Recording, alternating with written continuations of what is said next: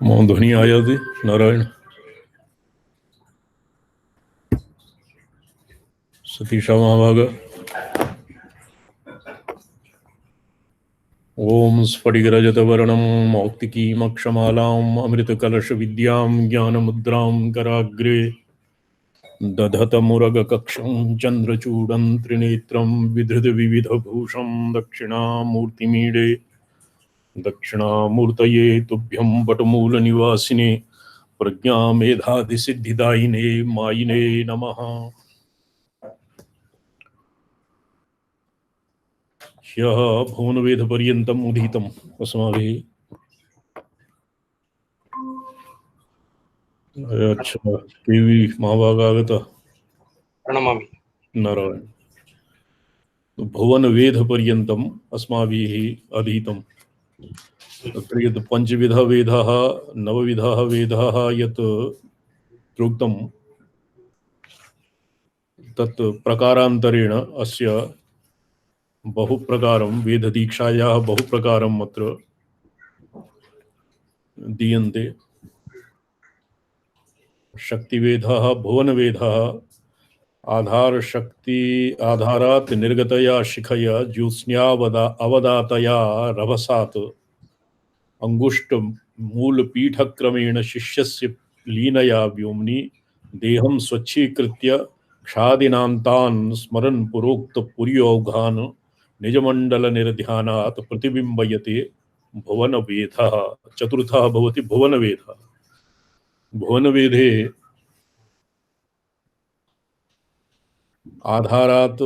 आधारात् निर्गतया शिखया अंगुष्ठमूलपीठ क्रमेण अंगुष्ठमूलम् अत्र शिष्यस्य अंगुष्ठमूलं करस्य अंगुष्ठमूलं वा पादांगुष्ठमूलं वा स्यात् तत्र उभयत्र सुवचं लीनया व्योम्नि तत्र आकाशतत्त्वस्य सर्वत्र भुवनान्तरवर्ती यत् आकाशः वर्तते चिदाकाशः तस्य संयोगेन देहं शरीरं स्वच्छीकृत्य निर्मलीकृत्य तस्मिन् क्षकारमारभ्य नकारपर्यन्तं मातृकान् स्मरन्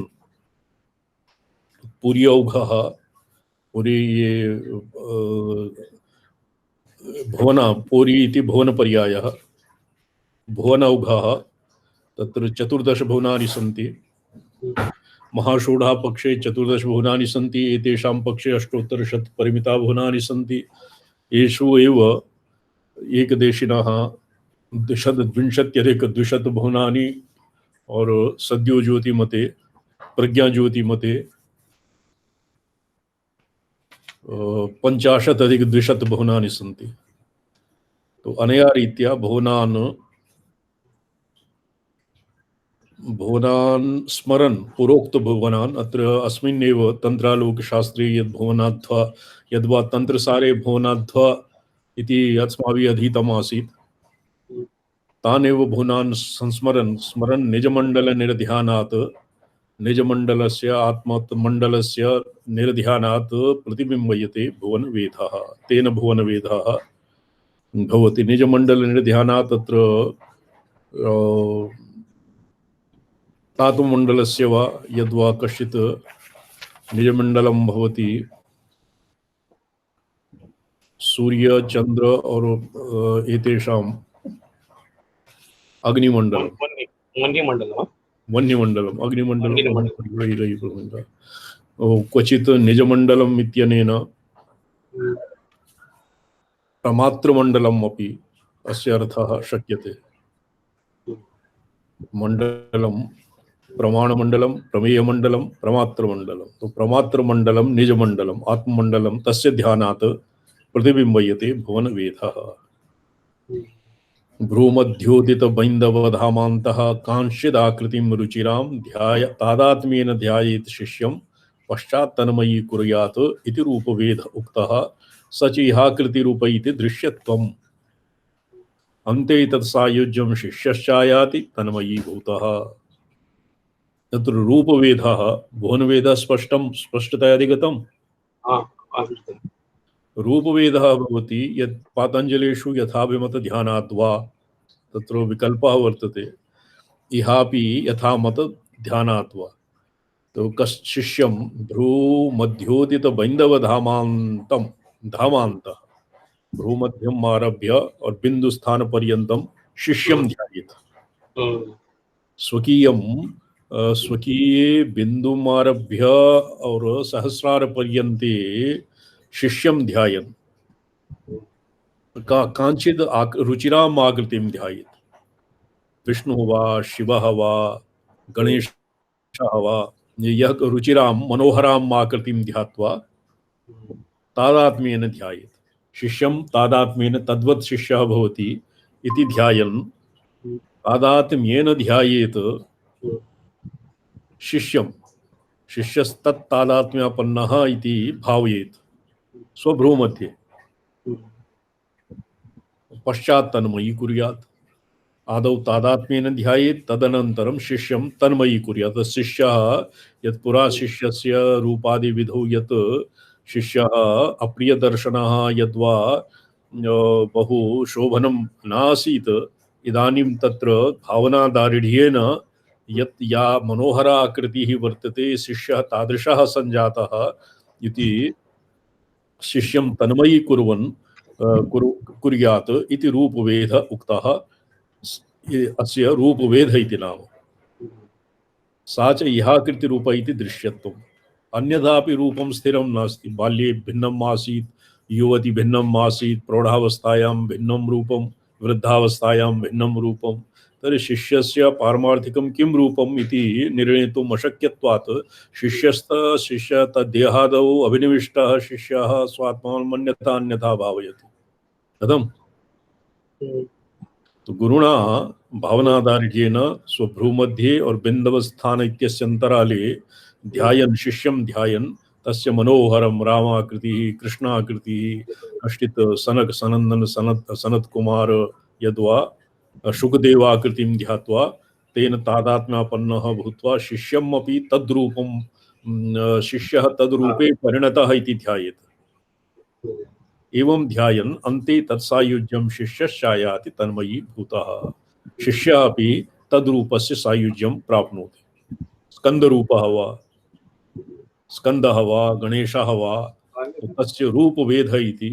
रूपवेदः नाम रूपे सर्वो जनाः गौरः कृष्णः खरवः प्रांशुः स्थूलः स्थूलः परीतः इत्यादि रूपे एव सर्वो जनः विनिविष्टः भवति। यतोहि सर्वो जनः तं दृष्ट्वा प्रत्येति स च स्वयं स्वात्मानं भ्रमवशात् दृष्ट्वा एव प्रत्येति। अमुकोऽहं कृशः खरवः प्रांशुः गौरः कृष्णः वा इति रूपेण अभिनिविष्टः सर्वो जनः भवति। तत् वास्तविकं रूपं नास्ति शिष्यस्य। अस्ति वा? नास्ति वास्तविकं। बाल्ये यादृशं रूपम् आसीत् युवति तादृशं नास्ति, युवावस्थायां यादृशः आसीत् वार्धक्ये तादृशः नास्ति। तो शिष्यः यतोहि रूपे अभिनिविष्टः, देहतादात्म्यवशात् रूपे अभिनिविष्टः, तच्च पाशमेव अस्ति न वा? पाशमेव तावत्। ये यतीनां तु नियमः भवति। यतीनाम् अन्यशरीर षण्ण पश्येत् कदाचन इति तत्र यतीनां नियमः वर्तते। यतोहि रूपात् तस्य वेदः यदानीं रूपवेदः भवति अर्थात् देहस्य तादात्म्यं रूपेणैव शिथिलं भवति। रूपवेदेन देहतादात्म्यं शिथिलीभूतः। तो यया मूर्त्या गुरुः शिष्यं भावयति दिव्यशरीरं यत् तस्य केषाञ्चित् मते शाम्भवं शरीरं भवति। तत् अयः पिण्डवत् तत्र सुवर्णवत् सुवर्णतप्त हेममयः शाम्भवशरीरम् उत्पाद्यते। तेन तादात्म्यापन्नः शिष्यश्चायाति तन्मयी भूतः। सायुज्यं शिष्यस्य तेन रूपेण यन् रूपं शिष्यं गुरुः भावयति रूपवेदम् इच्छोः गुरोः शिष्यश्च तन्मयी भूतः तत्सायुज्यम् आयाति। रूपवेदः स्पष्टम्? विज्ञानमन्तः यत् घ्राणादिक बुद्धिसंज्ञकरणान्तः तत्तत् स्वनाड़ीसूत्रक्रमेण सञ्चारयेत् शिष्ये अभिमानदार्ढ्यबन्धक्रमेण विज्ञानसंज्ञको बोधः वेदः। इदानीं ये षष्ठः रूपवेदः पञ्चमः आसीत्। रूपवेदः पञ्चमः, चतुर्थः नैव शाक्तवेद इति पञ्च अत्र प्रकारान्तरेण कति भवति नवधा कलयन्ति। नवविधा वेदाः सन्ति। मनुवेदः, मन्त्रवेदः, शक्तिवेदः, भुवनवेदः, रूपवेदः, ज्ञानवेदः। ज्ञा इति विज्ञान इत्यस्य पर्यायः।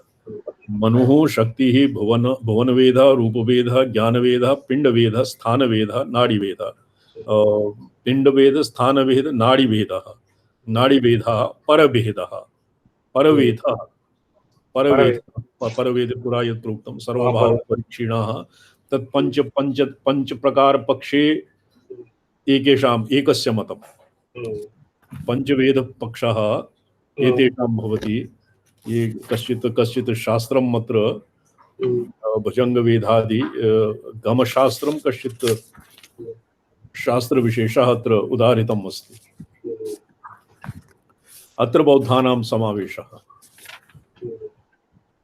अत्र बौद्धानाम् अपि बौद्धतन्त्राणां नेतृतन्त्रे भी समावेशः वर्तते। बौद्धानां ध्यानं तत्र प्रोक्तम् अस्ति। ये न जाने कस्मिन् तन्त्रे वर्तते, कस्मिंश्चित् तन्त्रविशेषरीत्या भवति पंचवेदः, पंचवेदपक्षः, अपरः नववेदपक्षः। नववेदपक्षे विज्ञानवेदः षष्ठः भवति। षष्ठः स्वस्वनाड़ीसूत्रक्रमेण सञ्चारयेत् शिष्ये अभिमानदार्ढ्यं। तत्र विज्ञानम् अष्टधा यत् घ्राणादिकबुद्धिसंयन्तः करणान्तः। अष्टधा विज्ञानं भवति। शब्दस्पर्शरूपरसगन्ध इति पंचविधाः ज्ञानं, मननं, अहंकृतिः और निश्चयात्मकः। अष्टविधं ज्ञानं भवति। अष्टविधं ज्ञानं भवति। घ्राणादिक बुद्धि संज्ञा करणान्तः। घ्राणम् आरभ्य पंचविधं यद् ज्ञानं भवति तत् स्वनाड़ीसूत्रक्रमेण सञ्चारयेत् शिष्ये। तत् ज्ञानं विज्ञानं स्वनाड़ीसूत्रक्रमेण। अत्र स्वनाड़ीसूत्र अत्र पयस्विनी भवति। दक्षिणकर्णे वामकर्णे भवति शंखिनी। जिह्वायां भवति सरस्वती रससंबंधी। घ्राणे भवति इडा पिंगला सुषुम्ना च। दक्षे पूषा भवति दक्ष नेत्रे। वामे गांधारी भवति। इडा भवति बुद्धिः। पिंगला भवति मनः और सुषुम्ना भवति अहंकारः चित्तं वा। तो एवं अष्टविधं यत् विज्ञानं भवति येषां नाड़ीसूत्रक्रमः। नाड्याः नाडीनां क्रमः ज्ञायते। अग्रे अस्मिन् अस्य विस्तारः भविष्यति यत् अस्माभिः अग्रे अधीयते। नित्याषोडशिकारणवः। नित्याषोडशिकारणवे अस्य विस्तारः वर्तते। अभिमानदार्ढ्यबन्धक्रमेण तत्र अभिमानदार्ढ्यं यत् स्वकीयं क्रमं सूत्रक्रमेण यस्य यादृशं अस्माकं सूत्रक्रमः अस्माभिः प्रोक्तम्। अन्येषां सम्प्रदायानुरोधेन यस्य यादृशः सूत्रक्रमः तेन क्रमेण शिष्ये सञ्चारयेत्, चैतन्यं सञ्चारयेत्। तो तेन अभिमानदार्ढ्यबन्धक्रमेण अभिमानदार्ढ्यं यत् भवति तत् यत् येनेक्षते शृणोतीदं येनेक्षते शृणोतीदं व्याकरोति करोति च स्वादु विजानाति तत्प्रज्ञानमिति ऋतं। तो प्रज्ञानं मे नाम संवित् शक्ति चित् शक्ति तस्य अभिमानदार्ढ्यं यद् भवति तेन तस्य हेतुः तस्मिन् शिष्य शरीरे सञ्चारयन् विज्ञानसंज्ञकः षष्ठः वेदः भवति। विज्ञानवेदः। स्पष्टं जातम्? स्पष्टं। पिण्डवेधः तदनन्तरं भवति पिण्डवेधः।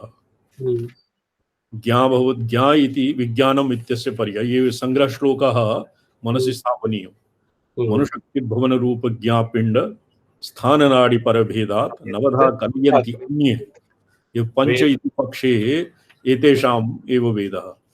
कलयन्त्यन्ये वेदम् इति स्थाने वेद इति अस्य वेदम् इति धकारः समीचीनं भवति।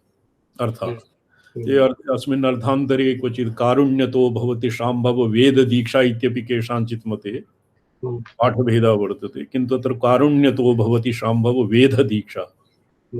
एतेषाम् उत्तरोत्तरं यत् अन्यतमः नवमः परवेद स एव परवेद एव शाम्भववेदः। नवधा कलयन्त्यन्ये वेदं गुरौ रहस्यवेद। अत्र विज्ञानवेदम् अनूद्य इदानीं रूप विज्ञानवेदानन्तरं पिण्डवेदः व्याख्यायते। हृदय व्योमनि सद्यो दिव्यज्ञानार्घसमुदयं धत्ते पिण्डः परः कलात्मा सूक्ष्म पुर्यष्टको बहिस्थूलः छायात्मा सपराङ्मुख आदर्शादौ सम्मुखो ज्ञेयः इति यः पिण्ड विभेद तं रभसादुत्तरोत्तरे शमयेत तत् गलने क्रमशः परमपदं पिण्डवेदेन। पिण्डवेदः भवति सप्तमः, षष्ठः विज्ञानवेदः। सप्तमः, किन्तु अत्र हृदयाकाशे पिण्डवेदः कथं क्रियते श्रूयतां। सर्वम् आचार्याणां कृते वर्तते। शिष्यस्य वेदादिदीक्षा कथं करणीयं। यतो हि आचार्येभ्यः किमपि न ज्ञातं, शिष्याश्च बहवः कृताः, केनापि आचार्येण वेददीक्षा क्रमः न ज्ञातं, शिष्याश्च अकृतार्थाः, तेनैव सम्पूर्णम् आगमशास्त्रं लुप्तप्रायः जनैः अन्यथा गृह्यते। आगमशास्त्र विषये सर्वो जनाः सशङ्काः सन्ति। शास्त्रे न जाने किं वर्तते किं न वर्तते, तर्हि एवं विधा शङ्का समुत्पन्ना, यतो हि आचार्येभ्यः सम्यक् न ज्ञातम्। अद्य तु सर्वान् शास्त्राण्यपि एतादृव दृष्टि। तन्त्रालोकम् एकतन्त्रालोके तन्त्रालोकस्य आकरः बहु आकरः। इदानीं तु मुद्रितं पुस्तकं बहु लघुमानं प्रतीयते। कति 6-7 परिमिताः अस्य ये सन्ति वॉल्यूम् इति पदवाच्याः ग्रन्थाः, किन्तु प्राचीना हस्तलिखिता तालपत्या बहु आकरः महाभारतसदृशम्।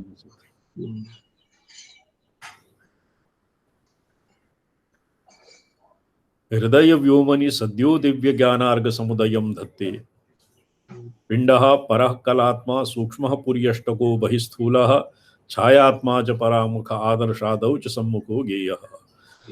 अत्र हृदयाकाशे दिव्य ज्ञानार्घ समुदयं भवति। दिव्य ज्ञानस्य ज्ञानसूर्यं चित् सूर्यम् उदयति। ये साम्बपञ्चाशिकायां यत् प्रोक्तं तिष्ठति अंतर बहिरपि च जगत् भासयन् द्वादशात्मा। अन्तः हृदयाकाशेऽपि स्थितः, बहिर्स्थूलाकाशेऽपि सूर्यः स्थितः। हृदयाकाशे चित् सूर्य यत् ज्ञानार्क इति पदेन यदुल्लिखितं तदेव चित् सूर्यः। बाह्ये सूर्यः भगवान् सूर्यः, अभ्यन्तरे हृदयाकाशे चित् सूर्यः चैतन्यात्मकः सूर्यः ज्ञानार्कः। सत्यः दिव्य ज्ञानार्घ समुदयं धत्ते तस्य हृदयाकाशे। ये कः विज्ञानवेदः, तस्य संगतिः पूर्वश्लोकेन वर्तते। अभिमानदार्ढ्यबन्धं क्रमेण यत् शिष्यस्य तत्स्वस्वनाडीसूत्रक्रमेण यत् अभिमानदार्ढ्यं यत् संचार्यते गुरुणा और विज्ञान संज्ञकः वेदः यद् भवति तेन शिष्यस्य हृदय व्योमनि ज्ञानार्घ समुदयं धत्ते। दिव्य ज्ञानार्घ सद्यः भवति। अन्यथा यदि सद्यः इति उक्ते सपाद सप्तति कोटि हंस मंत्रस्य अजपाजपस्य अजपाजपं कृत्वा तदनन्तरं विकासः भवति।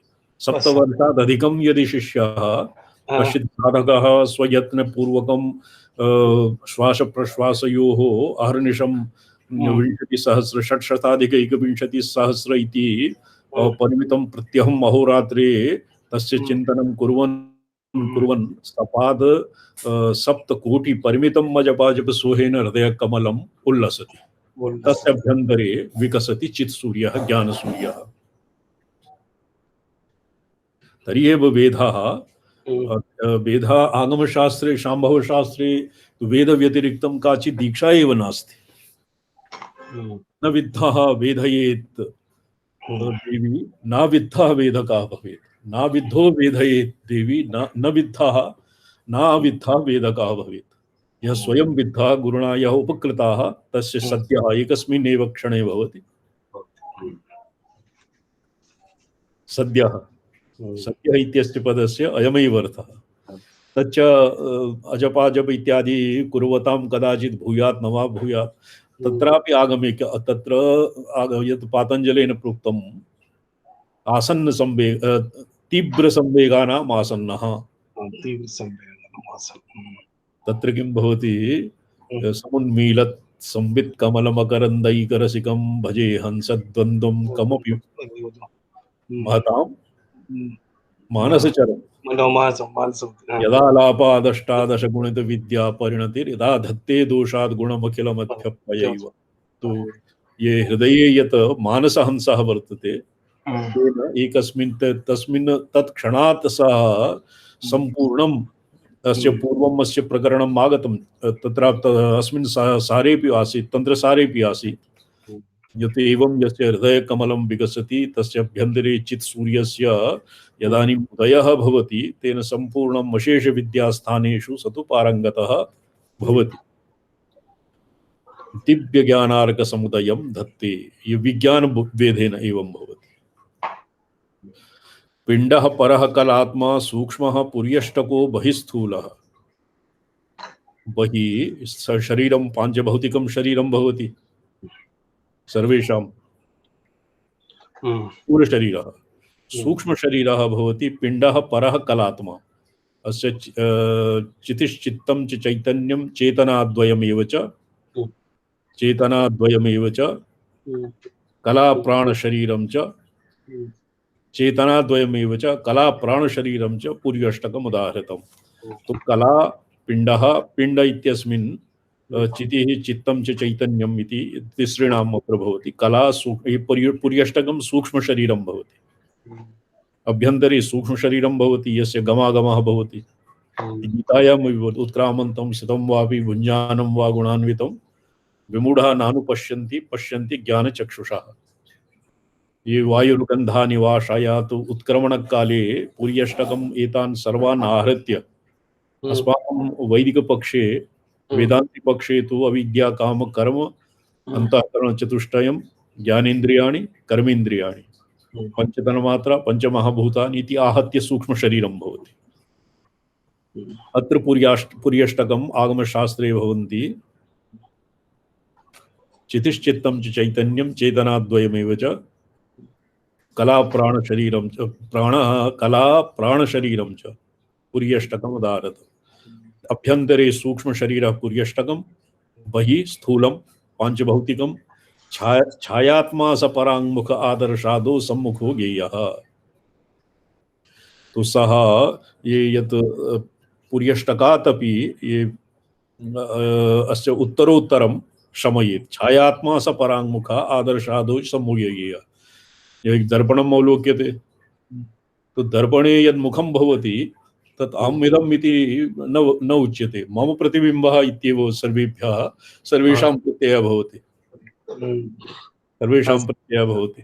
तो एवं स्थूल शरीर सूक्ष्म शरीरस्य छाया बहिः प्रतिबिम्बः छाया वा स्थूल शरीरं कारण शरीरस्य छाया सूक्ष्म पुर्यष्टकम् एवं त्रिविधं स्थूलं सूक्ष्मं कारणं च सम्मुखम् आदर्शादौ प्रतिबिम्बवत् अनात्मवत् भावयित्वा छायात्मा भवति।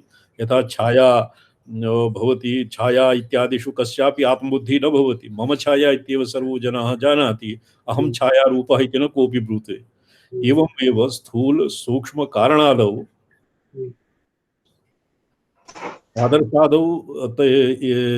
आदर्शादौ प्रतिबिम्बवत् येषु अनात्मबुद्धिः यद्वा उत्तरोत्तरं पिण्डविभेदः स्थूलपिण्डस्य सूक्ष्मै सूक्ष्मस्य कारणे उत्तरोत्तरं वस्य शमयेत तत्तद्गलने क्रमशः परपदं पिण्डवेदेन। तो एतेषां त्रिश्रीणां यद्वा केचन केवलाद्वैतिनः ते द्विविधम् एव इच्छन्ति। स्थूलं सूक्ष्मं च कारणे प्रविलीयते, कारणस्य परमेश्वर एव। तो तस्मिन् प्रविलापनेन उत्तरोत्तरे शमयेत तत्तद्गलने अर्थात स्थूल स्थूल अभिमानं यदि व्येति, सूक्ष्मे च अभिमानं व्येति, तदानीं कारणेऽपि अभिमानं यदानीं न भवति तदानीं परमपदं पिण्डवेदेन। अस्य पिण्डवेद इति नाम। पिण्डवेदः स्पष्टतया अधिगतं। पिण्डवेदः यद् यद् देहे चक्रं तत्र शिशोरेत्य विश्रमं शिशोः यस्य वेद दीक्षा भवति, शिष्यस्य आगमशास्त्रे शिष्य एव शिशु। यद्यद् देहे चक्रं तत्र शिशोरेत्य विश्रमं क्रमशः उज्ज्वलयेत तच्चक्रं स्थानाख्यस्तत्फलप्रदो स्थानाख्यः तत्फलप्रदो वेदः। अस्य स्थानवेद इति नाम। स्थानवेदः अष्टमः अष्टमः स्थानवेदः। शिशोः शिष्यस्य यद्यद्देहे चक्रं तत्र एत्य अर्थात तत्र प्रविश्य शिष्यस्य सूक्ष्मदृश्या सूक्ष्म गुरवः ये दीक्षायाः ये अस्य क्रमः भवति। यदि कश्चित् वस्तुतः एवं विधा सिद्धिम् इच्छति तेन किं करणीयं? कश्चित् यन्त्रं भवति, मूर्धनि तस् यन्त्रं कति 1 वर्षपर्यन्तं 65-300 वर्षपर्यन्तं मूर्धनि धारयन् यदि जपः क्रियते। एक मन्त्रः आसीत् कश्चित्, मम विशिरसाधेहि चरणौ ययोः पाद्यं पाथः पशुपति जटाजूट तटिनी ययोर्लाक्षा लक्ष्मी हरि किं वर्तते ममाप्येतो मातः शिरसि दयया देहि चरणौ। अस्य परकाय प्रवेश सिद्धि प्राप्यते 1 वर्षपर्यन्तं साधनया परकाय प्रवेशः भवति। शिष्येन गुरुणा शिशोः सूक्ष्म शरीरे स्वशरीरात् उत्क्रम्य शिष्य शरीरे प्रविश्यते। गुरुः शिष्य शरीरे प्रविश्य शिशोः यद्यद् देहे चक्रं यस्मिन् मूलाधारे स्वाधिष्ठाने विश्रान्ते नाभिचक्रे जननस्थाने वा आगमिकाः तान् येषां मते त्रिक मते जननस्थानं नाभितः किञ्चित् अधस्तने भवति। नाभिः हृदय कंठे ललाटे तालु ललाटे रंध्रे द्वादशान्ते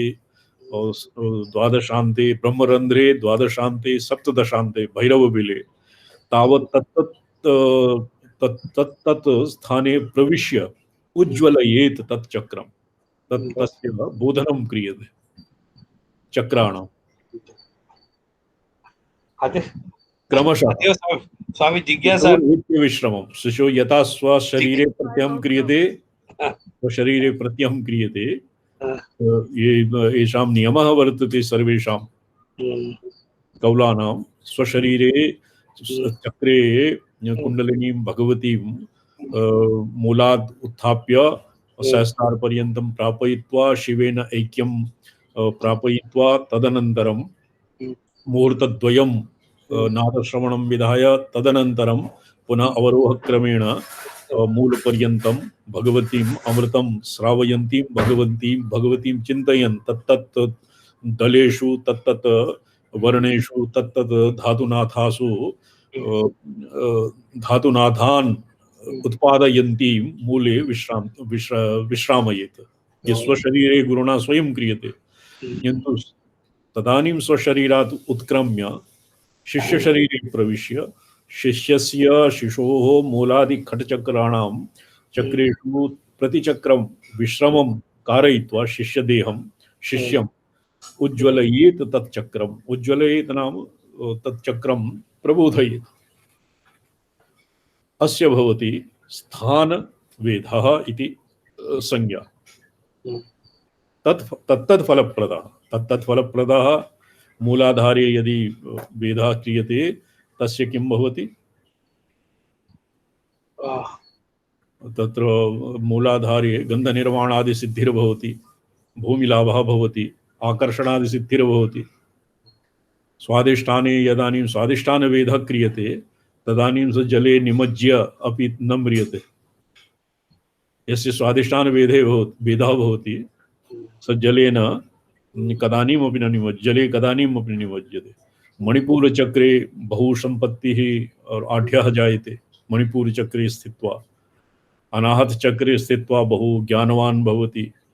विशुद्धिचक्रे परमार्थ ज्ञानम् आध्यात्मिकं ज्ञानं तस्मै सर्वं स्फुरति। आज्ञाचक्रे सः सायुज्यादि सिद्धिं प्राप्नोति। सालोक्य सार्ष्टि सायुज्य सामीप्य सहस्रारी कैवली भवति, कैवल्य सिद्धिं प्राप्नोति। तो एवं तत्तत् स्थान यस्मिन् स्थाने शिष्यस्य यस्मिन् स्थाने विश्रमः भवति तत्तत् सिद्धिं प्राप्नोति। यत् तत्र स्थानेषु या यद्वास्य श्रीचक्ररीत्यापि अणिमादिसिद्धीनां षट्चक्रेषु विन्यासः क्रियते प्रत्यावरणदेतासु। तो तेषु चक्रेषु तां सिद्धिं तत्तत् फलप्रदो वेदः। स्पष्टम्? नाड्यः इदानीं नाडीवेदः नवमः अष्टमः वा? अष्टमे அந்த क्रमश्चन मनो शक्ति भुवन रूप ज्ञा पिंड स्थान नाडी ज्ञानं विज्ञानवेदः पिण्डवेदः इदानीं नाडीवेदः। नाड्यः प्रधानभूताः त्रिस्रोऽन्याः तद्गतास्त्वसंज्ञेयाः एकीकारस्ताभिः नाडीवेदोऽत्र तत्फलकृत्। नाडीवेदेन किं फलं भवति? ये नाडी तेन ऐक्यं भवति नाडीस्थाने। अत्र नाभिस्थाने संयमात् किं भवति? कायव्यूहज्ञानं। तदानीं शरीरे कस्य नाड्याः क्व स्थितिर्भवति इत्यस्य ज्ञानं भवति। यतो हि नाड्याः परशरीरे अन्वेष्टुं न शक्यन्ते। स्वशरीर एव योगध्यानेन स्वशरीरे नाडीनां दर्शनं भवति। तो मुख्यास्त्रिस्रो प्रधानभूता तिस्रः इडा पिङ्गला सुषुम्ना चेति न्यस्ताः तद्गतास्तसंख्यया। तिस्रः भवन्ति। तदनन्तरं सप्तनाड्याः चतुर्दशनाड्याः भवन्ति। तदनन्तरं सप्तति द्वासप्ततिः, तदनन्तरं द्वासप्ततिसहस्रः, द्वासप्ततिसहस्रेभ्यः असंख्यकोट्याः नाड्याः भवन्ति। नाड्यः प्रधानभूता त्रिस्रोवन्यास्तद्गतास्तु असंख्येयाः। एकीकारस्ताभिः नाडीवेदो अत्र तत्फलकृत्। तो गुरुः स्वनाडी द्वारेण नाडीषु प्राणवायुः संचरति। प्राणात्मकः भूत्वा गुरुः प्राणस्य प्राणः प्राणात् अपि सूक्ष्मतरः। स गुरुः सिद्धः गुरुः शिष्यस्य नाडीजालं प्रविश्य तादृशीं सिद्धिम् उत्पादयति। नाडीवेदोऽत्र तत्फलकृत्। एकीकारस्ताभिः नाडीवेदोऽत्र तत्फलकृत्। ये नाडीवेदः यथा हठयोगिनां नाडी शुद्धिर्भवति। श्रीमद्भागवते वर्तते एवं कृत्वा त्रिश्रवणं मासादर्वाग्जितानिलः पूरयेत् पूररेचककुम्भकैः नाडीनां शोधयेत् वर्तमं पूररेचककुम्भकैः। तो ये स्वयं साधितुम् इच्छन्ति तेभ्यः एवं क्रियते। यः यस्य गुरोः नाडीवेधः सञ्जातः, शुद्ध नाडीषु यस्य नाड्यः शुद्धाः सन्ति स गुरुः संसर्गेणैव शिष्यस्य नाडीशोधनं या नाडीवेदं कर्तुं सक्षमः भवति। एकीकार नाडीभिः एकीकारताम् आपन्नः नाडीजाले जालेन तादात्म्यापन्नः नाडीवेदः तत्फलकृत नाडीवेद नाडी इत्यादीनां वेदस्य यत् फलं भवति तत् नाडीवेदस्य फलं। नाडीवेदस्य प्रायशः फलं भवति योगी युवावत् भवति, तस्मै जरा न बाधते। किं भवति तस्य असितकेशजालपाशः, वार्धक्येऽपि तस्य केशाः कृष्णवर्णा एव तिष्ठन्ति, स्फूर्जिताः भवति। तत् सम्पूर्णम् अस्य फलं हठयोगशास्त्रेषु विस्तारेण वर्तते। नाडीशुद्धि इत्यस्य लक्षणं किं? नाडीवेदः तत्फलम्। अभिलषितनाडीबाहो मुख्याभिश्चक्षुरादिनिष्ठाभिः तद्बोधप्राप्तिः स्यात् नाडीवेदे विचित्रबहुरूपा। नाडीवेदस्य फलं किं भवति? यस्मिन् नाड्यां प्रवाहो मुख्याभिश्चक्षुरादिनिष्ठाभिः तद्बोधप्राप्तिः स्यात् नाडीवेदे विचित्रबहुरूपाः। जैसे चक्षुः वामे नेत्रे गांधारी नाड़ी भवति। वामे नेत्रे का नाड़ी? गांधारी। दक्षिणे नेत्रे पूषा। तो येषु संयमेन यद्यत् फलं भवति मुख्याभिश्चक्षुरादिनिष्ठाभिः, चक्षुरादीनां कर्णयोः कर्णनाड़ी संज्ञा अत्र पयस्विनी और शंखिनी इत्यनयोः संयमेन यत् फलं भवति, यद्वा नाड़ी पूषा इत्यादिषु अत्र घ्राणादिनाड़ी इत्यादिषु यत् फलं भवति येषां तत्तत् बोधप्राप्ति तत्तत् ज्ञानं भवति। दक्षनाड़ी वामनाड़ी गांधार्यां संयमेन स्वप्ने यद्वा भुवनलोक ज्ञानं भवति। दक्षिणे नाड़ी दूरदृष्टि दूरश्रवणम् इत्यादि सिद्धि योग शास्त्रोक्ता या सिद्धिर्भवति तत्तत् फलं प्राप्यते।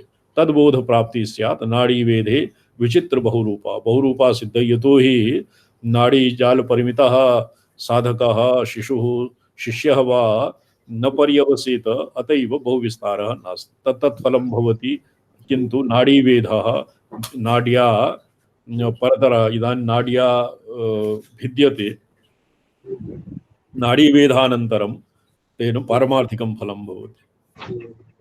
अत्र नवविधेषु वेदेषु कश्चिदपि अवान्तरफलम् अत्र न प्रोक्तम्। अवान्तर परमपदं पिण्डवेदेन, अन्यत्रापि यत् प्रोक्तं दिव्य ज्ञानार्घ समुदयः भवति। सर्वेषामेव नवविधानां वेदानां पारमार्थिकम् एव तावत् फलं भवति। तो तद्बोध प्राप्तिः अर्थ ये अस्य बहुमाहात्म्यं नास्ति। तथापि मंदमध्यानां प्ररोचनाय केवलम् उल्लेखमात्रं कृतं। लाङ्गूलाकृति बलवत् स्वनाडी संवेष्टिताम् अपरनाडीम् आस्फोट्य सिद्धमपि भुवि पातयति हठात् महान्। लाङ्गलाकृति बलवत् लाङ्गूलः भवति। यथा लाङ्गूलेन आकृष्टः कश्चित् भूमौ निपतति, पुनः लाङ्गूलं तद्वत् बलवत् स्वनाडी संवेष्टिताम् अपरनाडीम् अन्येषां नाडीं स्वनाड्या संवेष्टितां विभाव्य सिद्धम् अपि सिद्धं भुवि निपातयेत्। ये केचन योगिनः सिद्धाः भवन्ति, ये एकः सिद्धः यः अपि वर्तते, तेन लोललाङ्गूल पातेन ममारातीन् निपातय स्तोत्रं लिखितं वे। तो लोल क्यों हनुमत प्रार्थना वर्तते, लाङ्गूल अष्टकं किं नामधेयः? लोल लाङ्गूल पातेन ममारातीन् निपातय। यद् हनुमान् प्रार्थ्यते तो यस्य ये पाठः सिद्धः जायते स वराका यत्र क्वापि स्थितः अन्यान् निपातयितुं शक्नोति। आस्फोट्य सिद्धमपि भुवि पातयति हठात् महायोगी। महायोगी तत्र तेन किं रेस्लिंग इत्यादिकं न करणीयं। स यत्र क्वापि स्थितः आसनस्थितः अन्यान् निपातयितुं शक्नोति। परवेधं समस्तेषु चक्रेषु अद्वैतं मामृशन् परम शिवम प्रकुर्वीत शिवतापत्तितो दुरुः। तो ये सर्वम यत् विचित्र बहुरूपता तद्बोध प्राप्ति यद्वा आस्फोट्य सिद्धमपि भुवि निपातयति, ये तत्सर्वं बहु किम् अत्र प्रशस्तं नास्ति।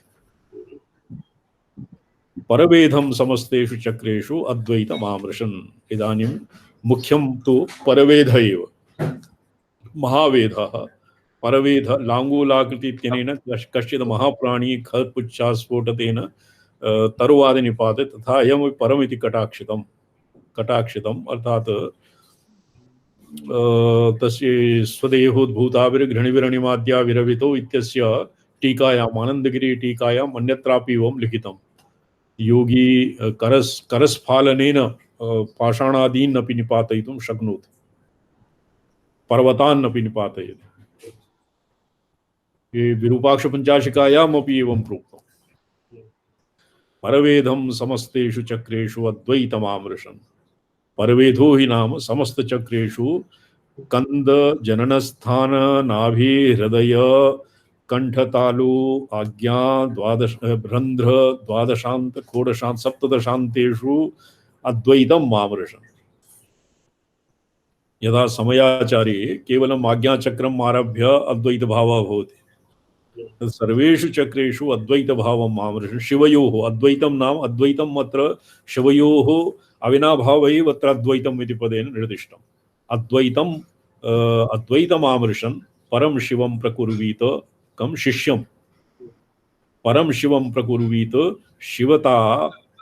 शिवतापत्तिदो गुरुः। शिवतापत्तिदो शिवतः शिवत्वं गुरुः शिवतापत्तिदो गुरुः सर्वशेषेण पर शिव शिव शिव भावं नयति। शिवतापत्तिदः परमिति शिवतापत्तिदो गुरुरिति च सर्वशेषत्वेन ज्ञेयम्। शिवतापत्तिः शिवतापन्नः अर्थात शिवं शिष्यं शिवतापन्नः कारयति। शिवत्वापत्तिः शिष्यस्य भवति। सा च तां चापत्तिं गुरुः ददाति, अतएव शिवतापत्तिदः। एतत् च आगमेऽपि एवमुक्तं विद्याः। एतावता नवविधा दीक्षा क्व वर्तते वीरावलीकुले। पुरा पंचविधा वेद दीक्षा क्व उक्तम् इति श्रीगमशास्त्रे कश्चित् शास्त्रम् उल्लिखितं। तत् पुनः अस्य पुनरावलोकन समये भवता स्वयं मोहनीयं। तथा च इत्थं निरूपितं वीरावलीकुले अभेद्यं सर्वथा ज्ञेयं मध्यं ज्ञात्वा न लिप्यते। तद विभाग क्रमे सिद्धः गुरुर्मोचयेत पशून् स गुरुर्मोचयेत पशून्। अभेद्यं सर्वदा ज्ञेयं मध्यं ज्ञात्वा न लिप्यते। अभेद्यं सर्यः एतावता वेद दीक्षा भवति। तदनन्तरं यत यस्माद् अग्रे भेदः वेदः वा न शक्यते तस्य ज्ञानं स्यात्। मध्यम ज्ञात्वा न लिप्यते। मध्यम अत्र मध्यनाड़ी इत्येव प्राणशक्तिं मध्य प्राणशक्तिं ज्ञात्वा तत्तचक्रादिभेदेन निरर्गलं प्रवहन्तीम् अनुभूय यो न लिप्यते प्राणापानयोर्प्रवाह निमग्नो न भवेत्। अतएव तत्र अनन्तरोक्ते मंत्राद्यात्मनि विभागक्रमे दार्ढ्येन लब्धा अनुभवः स तात्विकार्थोपदेष्टा पशून् मोचयेत्। इदानीं कीदृशः गुरुः पशून् मोचयेत्? यः अभेद्यं भेत्तुम् अशक्यः भेत्तुम् अशक्यं योगाभ्यासादिक्रमेण अवश्यं ज्ञातव्यं यत् मध्यप्राणशक्तिः मध्यप्राणनाडी तं ज्ञात्वा यः न लिप्यते निरर्गलं प्रवाहीभूत प्राणापानयोः उभयप्रवाहः निमग्नो न भवति। ये प्राणापानो पानापानग्रसन निरतैः प्राप्यते ब्रह्मनाडी। ब्रह्मनाडी एव अत्र मध्यनाडी इति पदेन निर्दिष्टं। मध्यम ज्ञात्वा न लिप्यते, मध्यम ज्ञात्वा तो तत्र प्राणापान प्रवाहे यह न लिप्यते तद विभाग क्रमे सिद्धा, तद विभाग प्राण और वाम दक्षिण विभागे यह सिद्धाः मध्यनाड़ी क्रमं ज्ञात्वा यह यह गुरुः एवं जानाति स गुरुः पशून् अर्थात बद्धान् शिष्यान् मोचयेत्। तस्यैव अत्र वेद दीक्षायाम् अधिकारः। तत्तत् चक्र आधारादिभ्यः उन्मज्जयेत् इत्यर्थः। उन्मज्जयेत् ततः उद्धृत्य अधोध चक्रेषु उत्तरोत्तरम् ऊर्ध्वोर्ध्व चक्रेषु तं स्थापयेत्। कथञ्च एतद् गुरुः कुर्यात् इत्यर्थः।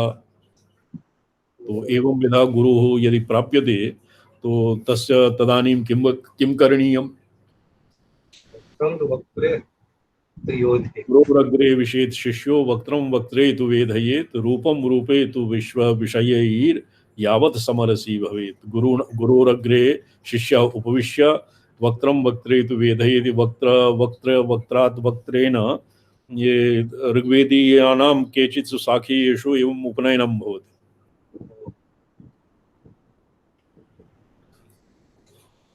मुखात् मुखं भवति। गुरोरग्रे विशेत् शिष्यः वक्त्रं वक्त्रे तु वेधयेत् रूपं रूपे तु विषयैर् यावत् समरसी भवेत्। तो शिष्यस्य शब्दस्पर्श रूप गंध इत्यादीनां वेदं कृत्वा निवेदः अत्र वेदान्तिमते यदा वेदांत दृशा यदि अस्य चिन्तनं क्रियेत् चेत् अशब्दमस्पर्शम रूप नित्यमगन्धवच्च यत् इति यदि कस्मैचित् शिष्याय ज्ञापयेत् स तु वराकः मन्त्रमात्रं कंठस्थं करिष्यति। कथं? प्रारंभे नित्यमगन्धवच्च यत् अशब्दमस्पर्शम रूप नित्यमगन्धवच्च यत् पंच तन्मात्रेभ्यः अतीतः यद्भवति तत्तव स्वरूपम् इति यः शिष्यं ग्राहयितुं गुरुः किं कुर्यात्? मंत्रं कंठस्थं करिष्यति। पश्चात् स्वयं अहं तु शब्दस्पर्श रूप रसगन्धादिभ्यः अतीतोऽस्मि इत्येव स्वात्मानं भावयति। आगमशास्त्रे किं भवति? आगमशास्त्रे गुरुणा यथा अधिगतं, कथम् अधिगतं? स्वगुरोः सकाशात् तामेव वृत्तिं शिष्ये निदधाति। अतएव वेद दीक्षा वक्त्रं वक्त्रे तु वेदयेत्, अनेन वाक् वेदः जायते। वाणी वचोभिर्यत् ज्ञापयितुं न शक्यते तत् कथं? तत्र तु तूष्णीम् एव भवति। तूष्णीं भवरे रूपं रूपे तु विषयैः यावत् रूपं रूपे स्पर्शं स्पर्शे गन्धः गन्धे एवं सर्वम् ऊहनीयं यावत् समरसि, यावत् शिष्यः शिष्यं स्वमिव शिष्य मूर्धनिम् आघ्राय जिघ्र्य आजिघ्र्य स्वमिव चिद्रूपं कुर्यात् इति अस्मदादीनां दीक्षा पद्धत्याम् एवं लिखितम्। स्वाग्रो स्व पुरतः शिष्यम् उपाविश्य शिष्यस्य गुरुवक्त्रे इत्यादि उक्त्या तन्मध्यशक्तौ स्वां मध्यशक्तिं तदीयरूपे तदवाह तद्ग्राहके चक्षुरिन्द्रिये स्वं चक्षुरिन्द्रियरूपम् एतद् उपलक्षितेषु तदिन्द्रियान्तरेषु अपि इन्द्रियान्तराणि वेधयेत् तन्निमित्तं प्रयुञ्जीत यावद् विषयी क्रियमाणैरेभिः समरसी भवेत् तदैकात्म्यम् आसादयेत् इत्यर्थः। यावत् समरसी भवेत्। सामरस्येन किं भविष्यति? चित्ते समरसी भूते द्वयोरौन्मनसी स्थिति।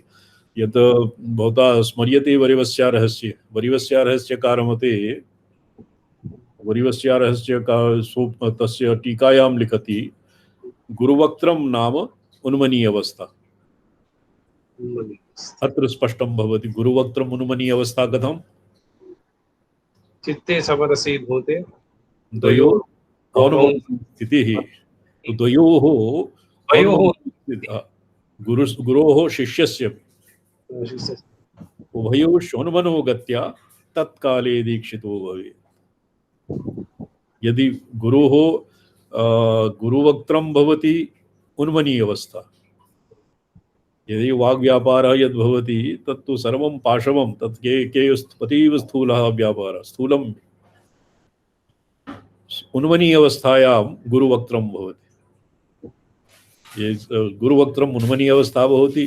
उन्मनी अवस्थामापन्नः गुरुः शिष्यम् अपि उन्मनीम् अवस्थां प्रापयति। उभयोः उन्मनी स्थितिः। तो उन्मनी अवस्थायां द्वैतं न अवशिष्यते। उभयोश्च उन्मनोनुगत्या तत्काले दीक्षितो भवेत्। गुरुशिष्ययोः संवादः तत्र न भवति। उपदेशादयं वादः ज्ञाते द्वैतं न विद्यते। तो तद्भवति उन्मनी अवस्थायां। शशि भास्कर संयोगे जीवस्तन्मयतां व्रजेत। तद्वत् शशि भास्कर उभयोः यदानीं संयोगः भवति, उभयोः ऐकरूप्यं भवति, तदानीं जीवः तद्भावम् एव प्राप्नोति। दीक्षित तत्काले दीक्षितो भवेत् शिष्यः। तदानीमेव शिष्यस्य दीक्षा भवति। अत्र बाह्य दीक्षा वैदिकम् आडम्बरं नवहस्तपरिमितं चक्रं विलिख्य खारितोये जले यंत्रादिकं निक्षिप्य पूर्वमण्डलाक्षरमन्त्रैरभिषिच्य अभिमन्त्र्य तेन जलेन गुरु शिष्यम् अभिषिञ्चति। यत् अभिषिञ्चन्तु त्वां सर्वे मन्त्रपूतेन वारिणः इति मन्त्रादीन् पठन् या दीक्षा भवति तादृशी नापि स्यात्। किन्तु वास्तविकी वस्तुतः दीक्षा सयोगी स च दीक्षितः इति अस्मिन्नपि दीक्षा भवेत्। तस्य दीक्षा निर्वाणगामिनी परात्रिशिकायाम् अपि लिखितम्। महारथमञ्जर्यामपि वर्तते। तत्काले दीक्षितो भवेत्। तत्क्षणात् तस्य दीक्षा जायते शिष्यस्य। शशिभास्कर संयोगे अत्र गुरुस्थाने शशिः प्राणापानयोः मध्यशक्तौ प्राणापान शशिभास्कर प्राणाः शशिः अपानः भास्करः तयोः संयोगे जीवस्तन्मयतां व्रजेत्। जीवः स्वस्वरूपत्रोटनेन श्रीचरणः अत्र स्थाने गुरुः अथवा भास्कर स्थाने न भास्कर ये अत्र मध्यशक्तिः यतः तदात्मा शशिभास्करयोः शिष्यः शिष्यस्य आत्मा शशिभास्करयोः मध्यशक्तौ यत् स्वरूपं भवति शिष्यस्य तत् स्वस्वरूपत्रोटनेन सामरस्यात्मनि स्वस्वरूपः शिष्यस्वरूपः त्रुट्यते। यद्वा गुरुशरीरः स्वरूपम् अपि त्रुट्यते। उभयोः भेदः नावशिष्यते। सामरस्यात्मनि योगे सति तन्मयतां व्रजेत्। एवं सामरस्यम् अत्र गुरुशिष्ययोरेव सामरस्यं मंतव्यं यदि प्रकरणबलात्। तो अत्र दीक्षाकारेण जयरथेन यत् प्रोक्तं शिष्यस्य यः तदात्मा शिष्यस्य दीक्षितस्य शशिभास्प्राणापानयोः संधिस्थाने भवति। तस्य स्वरूपत्रोटनेन सामरस्यात्मनि योगे सति तन्मयतां व्रजेत। तन्मयत्वं भवति। तदैकध्यमासादये किं भवतां पाठे किमस्ति? तदेकम् अध्यम् आसादयेत् इति। एकध्यम् आसादयेत् उभयोः ऐक्यम् एकताम् आसादयेत् इत्यर्थः। एतच्च कारणानामपि आशंसास्पदम् इत्याह। अत्र ब्रह्मादयो देवा अस्य या स्थितिः प्रोक्ता तस्य एतच्च कारणानामपि आशांस बहु प्रशंस्यते। अस्य प्रशंसायाम् अस्य अर्थवादः नास्ति। अस्य माहात्म्यम् अत्र दीयते अग्रिमे श्लोके। अत्र ब्रह्मादयो देवा मुक्तये मोक्षकांक्षिणः। ब्रह्मादयो देवा अपि अत्र मोक्षकांक्षिणः भवन्ति। अस्मिन् यत् प्रोक्तं यस्मिन् शशिभास्कर संयोगे यत् जीवस्य तन्मयता भवति निरुद्ध्य रश्मिचक्रं संभोगमोक्षावो भावोऽपि ग्रसते यदि तद्दीक्षा शार्वीयं परिकीर्तिता। शर्वदीक्षा शर्वः शिवपर्यायः। यदि नाम अयमेवं विधो गुरुवादिः स्वं मनः प्रवृत्ति रश्मिचक्रं निरुध्य उभौ परस्पर व्यावृत्तौ भोगमोक्षावपि ग्रसते भोगेपि मुक्तस्तदीयं पारमेश्वरी दीक्षा परिकीर्तिता। भोगेपि मुक्तः, ये तत्र भोगेपि मुक्तः इति ये प्रोक्तं तस्य जगधि कृतोल्लास इत्यादि करणेन्द्रियैः नित्या षोडशी कारणव ग्रंथे सर्वान्ते परापूजा इति लिखितम्। तो कर्णैः इन्द्रियैः विषयान् भुञ्जानः अपि कञ्चित् काल अनया रीत्या गुरु शिरस्थितस्य गुरोः दहराकाशे यद्वा अनाहते संसर्पन् नादश्रवणेन समस्तकर्णैः विषयान् भुञ्जानः अपि कञ्चित् काल अवष्टम्भपूर्वकं यस्य स्थितिर्भवति सा एव स्थितिः परापूजा इति नित्या षोडशी कारणव ग्रंथस्य सर्वान्ते लिखितम्। तो तादृशी दीक्षा भोगमोक्षौ उभावपि, भोगेपि मोक्षेपि उभौ तस्य रश्मिचक्रं निरुध्य सूर्यरश्मयः चान्द्ररश्मीन् निरुध्य रश्मिचक्रं निरुध्य स्वं भोगमोक्षौ भावपि ग्रसते यदि ता दीक्षा। यदि भोगम अपि ग्रसते मोक्षम अपि यदि सा दीक्षा ग्रसते, अर्थात तत्र न तो भोगस्य भोगे प्रवृत्तिः अवशिष्यते न तो मोक्षे प्रवृत्तिः अवशिष्यते। भोगे प्रवृत्ति भोगान भोग्य भोक्तृ भोग विभागः तत्र नावशिष्यते। अस्मिन् दीक्षायां भोक्ता एव भोज्य रूपेण सदा सर्वत्र अवस्थितः। एवं सा दीक्षा यदि तत्र भोगः न अवशिष्यते, भोग्यः कश्चित् भोक्तृणा पृथक् नास्ति, अतएव सर्वे अद्वैते सति तत्र भोग्यं नावशिष्यते। नित्यमुक्तत्वात् आत्मनः मोक्षश्च न भवति। अतएव भोगमोक्षौ उभवपि यदि सा दीक्षा ग्रसते तर्हि सा दीक्षा शार्वरी दीक्षा, शार्वी दीक्षा। शर्वः परमेश्वर पर्यायः, शर्वमूर्ति भवति। शर्वः भगवतः अष्टमूर्तिषु एका मूर्ति शर्व भवशर्वो रुद्रः पशुपतिरथो ग्रहसः शर्वमूर्ति भवति। पारमेश्वरी दीक्षा परिकीर्तिता जीवन मुक्ति प्रदत्वेन प्रख्याता। अस्य जीवन मुक्ति प्रदा अस्य दीक्षा भवति। अत्र भोगमोक्षयोः उभयोः ग्रसनं भवति। योगरतो वा भोगरतो वा संगरतो वा संगविहीना यस्य ब्रह्मणि रमते चित्तं नंदति नंदति नंदत्येव। ईदृशी जीवन मुक्ति ही उभयोः ग्रसते यदि तद्दीक्षा। यदि अस्मिन् दीक्षायां भोगे और मोक्षे च प्रवृत्तिः समाप्यते ग्रस्यते तर्हि सा पारमेश्वरी दीक्षा इति नामधेया भवति। शार्वरी दीक्षा परिकीर्तिता। अतएवाह स एष मोक्षः कथितो निस्पन्दः सर्वजन्तुषु अग्निशोम कलाघात संघातात् स्पन्दनं हरेत्। तो स मोक्षः निस्तरंगः निस्पन्दः मोक्षः। यद् न तो भोगाय प्रवृत्तिः न तो मोक्षाय प्रवृत्तिः तर्हि किं भवति? स्वमहिमिनी अवस्थानं वयो भवति। निस्तरंग स्वमहिमिनी अवस्थानं यद् भवति तस्यैव नाम मोक्षः। निश्चलत्वं निश्चलत्वं किं निस्संगत्वे सत्संगत्वे निस्संगत्वं निस्संगत्वे निश्चलचित्तं निस्संगत्वे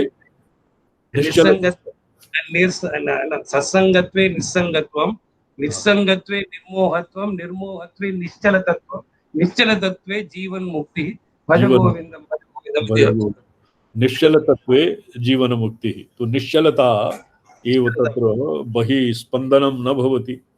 मोक्षः नाम सर्वजन्तुषु निस्पन्दः यद् भवति तस्यैव मोक्ष इति नामः। अग्निशोमकलाघात संघातात् स्पन्दनं हरेत्। अग्निशोमकला इत्यादीनां यः घातः तस्य यः संघातः भवति तेन सर्वविधं स्पन्दनं यद् बहिर्मुखता यत् बहिर्मुखता ये तत्र शिवदृष्टि इत्यस्मिन् प्रोक्तं गर्हिता गर्हितत्व इति अस्य श्लोकस्य व्याख्यायां निस्पन्दं हरेत् बहिर्मुखतां शमयेत् इत्यर्थः। एवं च अस्य कथं स्यात् इत्याशङ्क्याः। अस्य एवं विधा निस्पन्दत्वा जीवन्मुक्तिः कथं भवति। निस्पन्दत्वं बाह्यं प्राणं बाह्यगतं तिमिराकारयोगतः निर्यातं रोमकूपैस्तु भ्रमन्तं सर्वकारणैः मध्यं निर्लक्ष्यमास्थाय भ्रमयेत् विसृजेत् ततः। अत्र कश्चित् साधना अत्र दीयते। अपरापि शिवतापत्तिदायिकाया दीक्षा भवति तस्य वर्णनं। पुरा तु निस्पन्दत्वं यत् दीक्षा ये वीरावलिकुले अस्य यत् प्रोक्तं शिवतापत्तिदायकं यत् अस्य वर्णनं वीरावलिकुले तन्त्रे एवं प्रोक्तम्। गुरुणा कथं दीक्षा कथं देयं तन्मयता कथं भवति। अत्र ब्रह्मादयो अस्मिन् स्थितौ ब्रह्मादयः देवा अपि मोक्षार्थं मोक्षकाङ्क्षिणः। यदि ब्रह्मा अपि तावत् मुक्तः न भवति। आयुषः परार्धस्य द्विगुणितं या कालं यावत् ब्रह्मा मुक्तः न भवति। अन्तिमेपि स अव्यक्तात् परतरे नारायणे लयम् एष्यति। अस्य वर्णनं कालध्वा निरूपणावसरे तस्मिन् तन्त्रसारे अस्माभिः अधीतमेव। ब्रह्मा विष्णु रुद्र शतरुद्र इत्यादीनाम् उत्तरोत्तरं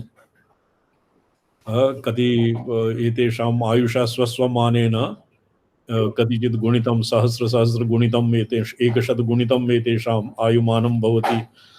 तर्हि अपि एतेषां मोक्षः न भवति। तो इमेपि मोक्षम् इच्छन्ति, किन्तु इमे आधिकारिकाः सन्ति, सृष्ट्यादिकृत्येषु भगवत्या नियोजिता। अतएव इमेपि मोक्षम् इच्छन्ति। हृदयतः इमेपि मोक्षवः। बाह्यं प्राण एवं कथं स्यात्। बाह्यं प्राण बाह्यगतं तिमिराकारयोगतः निर्यातं रोमकूपेषु भ्रमन्तं सर्वकारणैः मध्यम निर्लक्ष्यमास्ताय भ्रमयेत् विसृजेत् तथा। तो आसनम् उपविश्य अपानं बहिः प्रच्छदनं कृत्वा रेचनं कृत्वा एवं ध्यातव्यं यत् सर्वेभ्यः मम कति 70 कोटि रोमकूपाः सन्ति। शरीरे कति रोमाः सन्ति? 70 कोटि। 7 कोटि वा 7 कोटि रोम प्रति शरीरे भवन्ति। तेषां रोमकूपात्मना नाडीद्वारेण सर्वतः तत्प्राणाः अपानः बाह्यगतं प्राणः तिमिराकार शरीरे परितः तिमिरम् अंधकारं ध्यात्वा मम शरीरस्य प्रतिरोमकूपात् तत् प्राणाः बहिर्निर्गच्छन्ति इति ध्यात्वा स्वशरीरं शून्यमेव भावयित्वा निर्लक्ष्यम् आस्थाय ते किमपि कमपि देशं लक्ष्यं न कृत्वा तिष्ठेत भ्रमयेत् विसृजेत् तथा। तत्र भ्रमणं कृत्वा तत्र विसर्जनमपि कृत्वा बाह्य नीलादेः प्रतिबिम्बधारणात् गुप्तभाषिण्याः बुद्धेर्देहस्य च संधानं न आचरेत्। गुप्तभाषिण्या बुद्धि देह इत्यादीनां संबंधं न कुर्यात्। देहादि अभिमानात् अतीतः भूयात्। येन अस्या दीक्षाया शिवतापत्ति दायित्वम् उक्तम्। आदौ भोगदीक्षा, तदनन्तरं किम् आसीत् तदनन्तरं भवति शार्वरी दीक्षा। यदि भोग मोक्ष उभयोः यत् प्रवृत्तिः यत्र न भवति ग्रस्यते तस्य शार्वरी दीक्षा। तदनन्तरं भवति शार्वरी दीक्षायाः अनन्तरम् आसीत् निस्पन्दता। सर्वेषु जन्तेषु निस्पन्दनं। तद् निस्पन्दनं कथं स्यात् तस्य उपायः अत्र प्रोक्तः। निर्यातं रोमकूपेषु भ्रमन्तं सर्वकारणैः करणैः वा पुनः इह बहिप्रसरणशीलम् अपि प्रमेयात्मकत्वात् बाह्यमपानं प्राणं च तद्विश्रान्ति उन्मुखत्वात् मध्यम्। अतएव रोमकूपात्मनाडीद्वारैः सर्वतः प्रसरतु। नहि भेदात् परं दुःखं तमो नाद्वय संवृतेः। तो भेदात् परम कश्चित् दुःखं नास्ति। यः अपि वेदान्तेषु अपि प्रसिद्धं द्वैतमूलमहो दुःखं नान्यत् तस्यास्ति भेषजम्। न हि भेदात् परम दुःखं तमो न द्वय संवृतेः। अद्वय संवरात् तमो न अद्वय संवृतेः। अभ्युदय संवृतेः अद्वय रूप संवरणे यदि स्थितिः भवति तदानीं तमः अर्थात अज्ञानं न भवति। दुःखं तमः इत्यादि उक्तं तिमिराकारं प्रमात्ररूपम् अवलम्ब्य प्रमात्ररूपं नाम प्रमाणप्रमेयवर्ज्यं प्रमात्ररूपं तिमिराकारं भवति। ब्राह्यादि ब्रह्मादिभिः कारणैः अधिष्ठितेषु स्थानेषु भ्रमन्तं सर्वकारणैः, यत्र ब्रह्मादिभिः कारणैरधिष्ठितेषु स्थानेषु ऊर्ध्वं गतिरोधात् भ्रमन्तम् अपि ध्येयान्त परित्याग आश्रयणेन ध्येयांतर परित्याग आत्मनः प्रमात्र भाव व्यतिरिक्तं कश्चित् ध्येयः इदानीं नावशिष्यते तदानीं तत्रैव भ्रमयेत। यथा भ्रमणानन्तरं च विसृजेत तथा तत्र भ्रमणं भवति। क्व प्रमात्र रूपे तिमिराकारे येन प्राणापानयोः संघट्टस्य ऊर्ध्वगः ऊर्ध्वगतियोगेन तत्तत्कारणाधिष्ठितं ग्रन्थिपञ्चकं वेधयेत। तते पंचग्रन्थयः तत्तत् प्राणापानयोः ऊर्ध्वगतियोगेन तत्तत् कारणाधिष्ठितं ग्रन्थिपञ्चकं ब्रह्मग्रन्थि विष्णुग्रन्थि रुद्रग्रन्थि इति तु स्पष्टं। पंचग्रंथि तो ईश्वर ग्रंथि और सदाशिव ग्रंथि इत्यधिकं भवितव्यम्। बहुत ग्रंथि पंचकं यद्वा ग्रंथि पंचकं वेदयेत यथा समरसीभूत प्राणापान युग्मं मध्यधाम चिन्तयेत तत्रैव बद्धावधानो भवेत्। बद्धावधान अवधान सावधानतया तिष्ठेत येन परिमितात्मनो व्योम्नः शून्यस्य बहिर्बाह्यस्य नीलादेः प्रतिबिम्बधारणात् गुप्तभाषिण्या बुद्धिर् देहस्य च संधानं च आचरेत् आत्मन्येव साक्षात्कारम् अनुभवेत् येन अस्य दीक्षायाः शिवतापत्तिदायित्वम् उक्तम्। यदि एवं कुर्यात् केवलं स्वप्रमातृभावेन अवतिष्ठेत और तत्र भ्रमणादिकं तत्र भ्रामयन्ति भ्रमन्तं सर्वकारणैः। अत्र सर्वकारणैः इत्यस्य अर्थः ब्रह्मपञ्चकम् एव तत्र कारणम्। ब्रह्म पंचक संबंधी पंचग्रंथि विभेदेन तदनन्तरं निर्लक्ष्यमास्थाय भ्रमयेत् विसृजेत्। ततः तदनन्तरं संपूर्णं विसृज्य यद्भवति संघट्टोत्पाटयोगेन संघट्ट उत्पाटयोगेन ये संघट्ट उत्पाटनं भवति। ये अस्य कृते अनेन अस्य व्याख्या एव न कृतम्। संघट्टोत्पाटः भवति मध्यपटोद्घाटेन पटोद्घाटनेन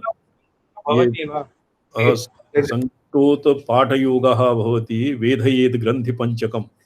ये भवति अस्य कृते विरूपाक्ष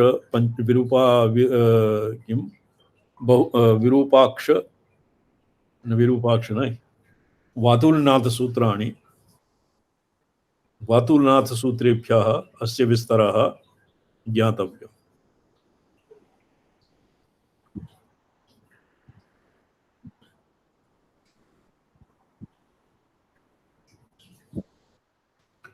संघट्टोत्पाटयोगेन उभय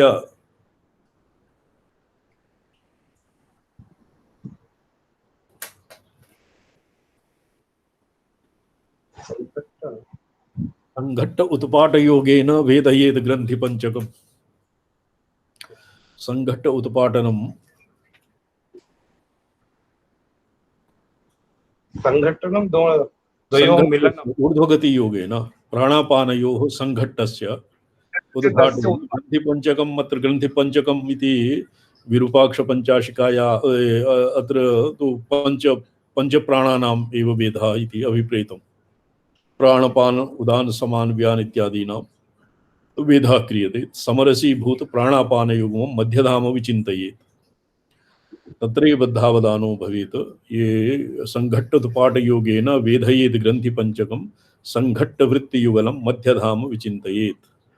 नात्मव्योम बहिर्मंत्र देह संधानम आत्मय। आत्मव्योम आत्म आकाशाकारं व्योमाकारं स्वात्मानं भावयन् तस्य बहिर्भूतं किमपि मंत्रदेह इत्यादि संधानं न आचरेत्।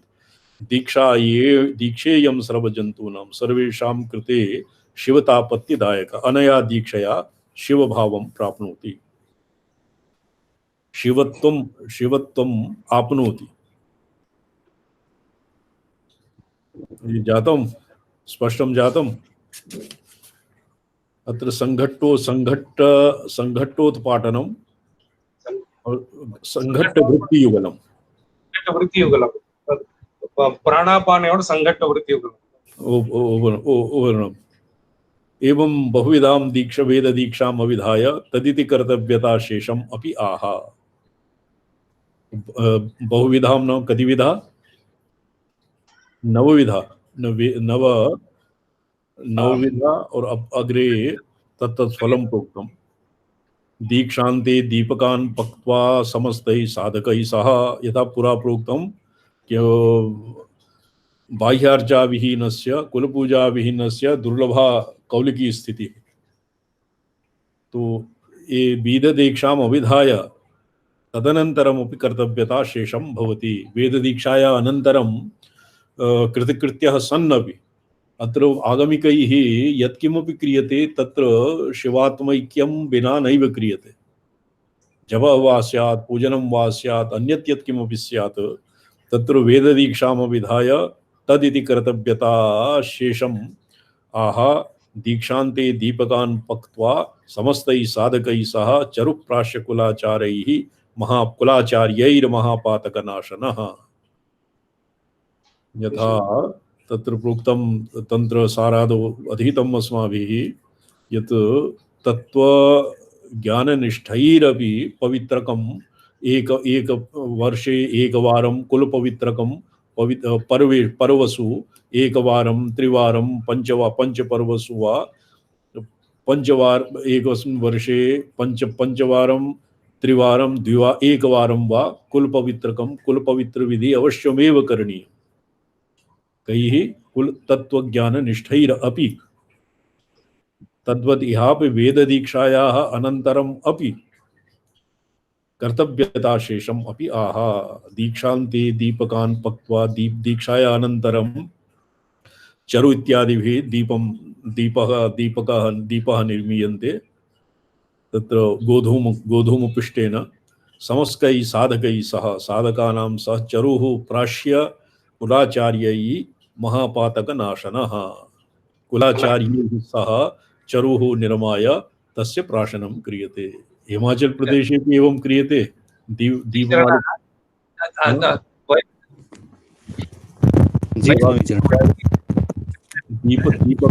पक्त्वा दक्षिणदेशे अत्र महाविळक्कु इति कथयामः। किं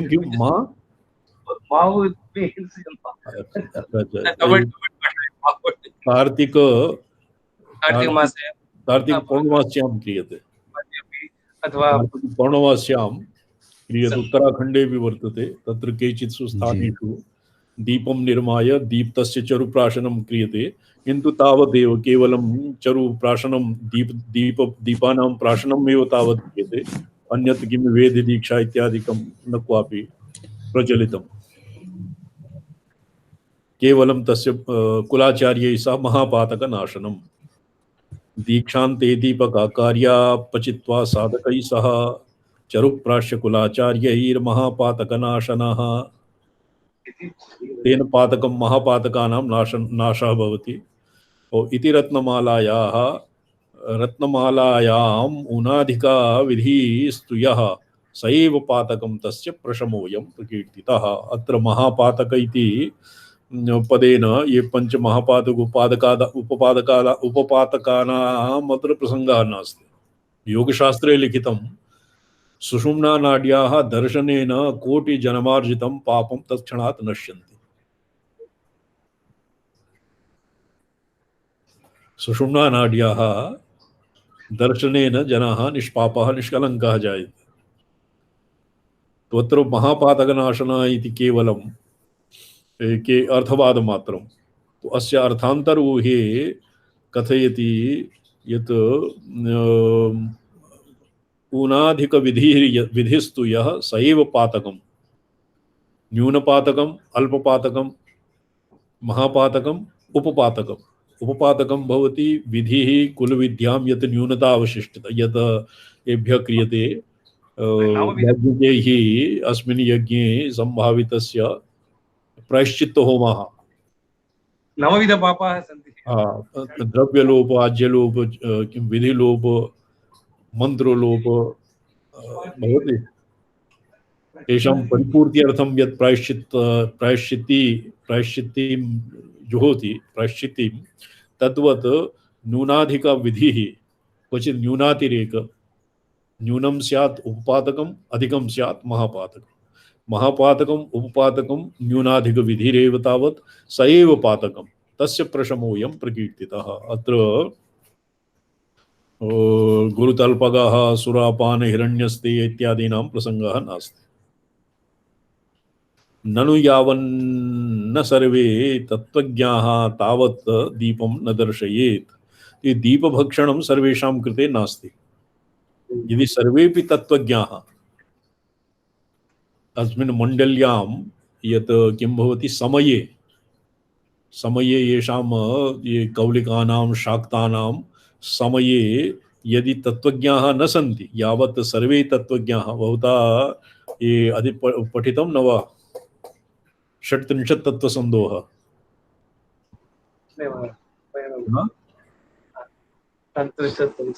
षट्त्रिंशत् तत्त्वसन्दोहः भवान् तदानीम् आसीत्। दिवाकर महाभागाः सन्ति किम्? जी स्वामीचरण। 37 तत्त्वसन्दोहः भवता अधिगतम्? पुस्तकं न प्राप्तं। पुस्तकं नासीत्, पुस्तकेभ्यः अधीयतां। परात्रिशिकायाम् अपि 37 तत्त्वानां वर्णनम् अस्ति एव, निरूपणं। येन 37 तत्त्वानां ज्ञानम् अधिगतं स एव अत्र चरुप्राशने और दीपभक्षणे अधिकृतः, अन्ये नहि। इत्युक्तेन अतत्त्वविदां तावदेव चरुप्राशनं निषिद्धम्। चरुप्राशनं यावत् तत्त्वज्ञानं न भवति, तत्त्वज्ञानं न भवति, तावत् तस्य तत्त्वविदां च पापस्पर्शा शङ्कापि नास्ति। तर्हि महापातकनाशनं कथं प्रोक्तं? तत्त्वज्ञानेन प्रत्युत सर्वापि सम्पत्तयः प्राप्यन्ते। तत्त्वविदां तत्त्वज्ञानिनां पापस्पर्शस्य शङ्कापि न भवति। तत् किम् अभिप्रेत्य तत्र महापातकनाशनम् इत्युक्तम्? ऊन इति न्यूनातिरेकम् एव अत्र महापातकं भवति। कति जातः? अच्छा,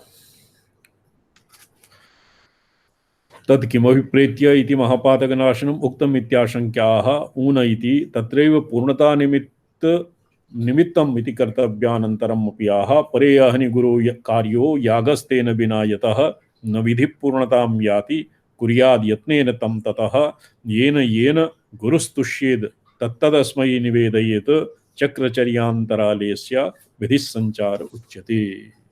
अस्य श्वः अध्ययनं भविष्यति। भवता ये तंत्रालोकः न प्राप्तं किम्?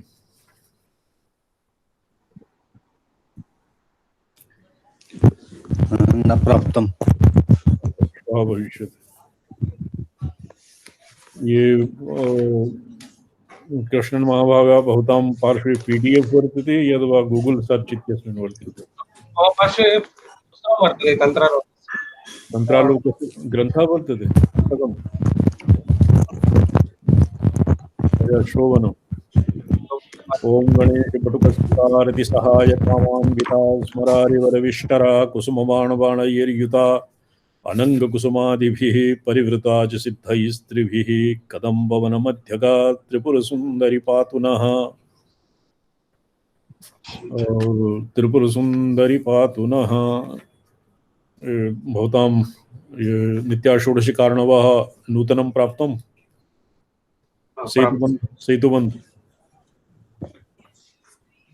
सेतुबन्धः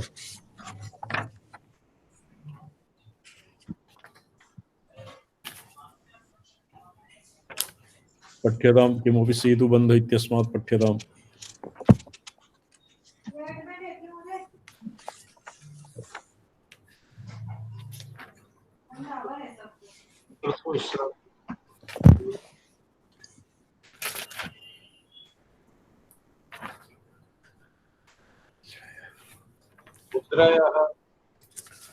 मुद्राणां संपूर्णं वृत्तान्तं यः अस्माभिः अधीतम्। इदानीं मुद्राणां मन्ये कश्चित् या भविष्यति। मुद्राणां बीजमन्त्राणाम् उल्लेखः तत्र खेचरी न तत् अस्माभिः महाङ्कुशापर्यन्तम् अधीतं।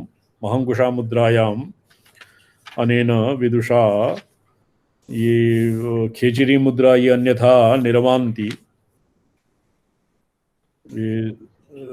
तस्य तस्य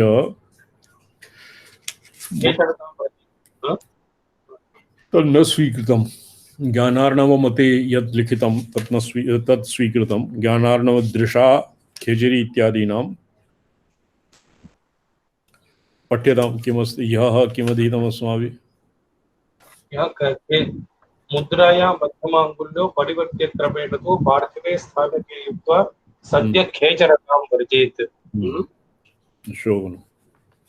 परिवर्त्य करोस्वा वर्धचन्द्रागति प्रिये तर्जन्यङ्गुलं युगवत् कार्ये ततः अधः कनिष्ठिका वष्टब्धे मध्यमे विनियोजयेत् तथैव कुटिले नियोज्य सर्वाधस्तादनामिके बीजमुद्रेयमचिरात् सर्वसिद्धिप्रवर्तिनी। बीज मुद्रा दर्शितम् अस्माभिः। ये बीज मुद्रा एवं निर्मीयते। बीजमुद्रेयं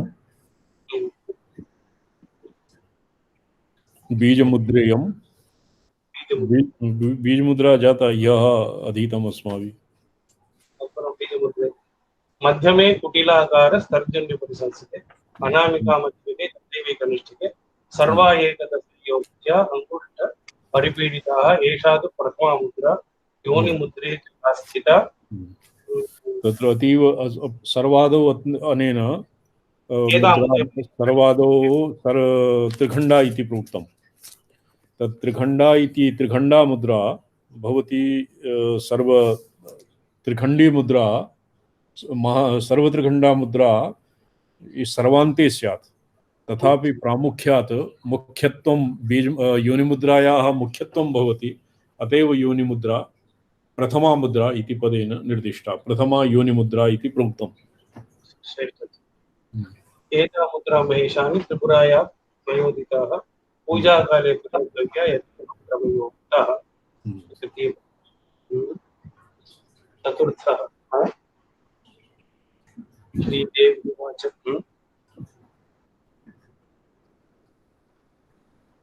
भगवन् सर्वमख्यातं मुद्राणां ज्ञानमुत्तमम् वदेदानीं महादेव्या एकैकाक्षरसाधनं महाज्ञानं प्रभावं च व्याप्तिं स्थानं भवं लयं स्थूलसूक्ष्मविभेदेन शरीरे परमेश्वर। स्थूल सूक्ष्म विभेदेन शरीरे परमेश्वर। शरीरे परमेश्वर इति न्यास इत्यस्य वर्णनं भविष्यति। न्यास एव।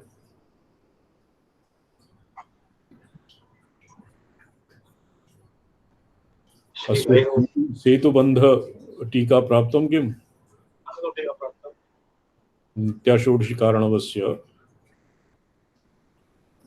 सेतुबन्ध टीकाम्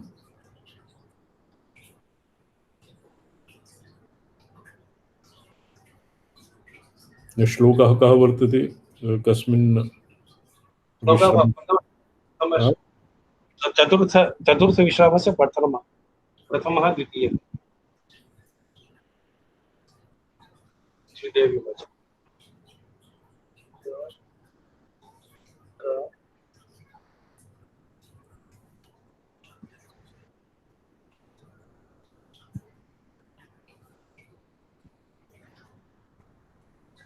सेतुबन्धः सुकरं भवति। तत्र ऊहे सेतुबन्धकारेण अर्थरत्नावली इत्यस्यैव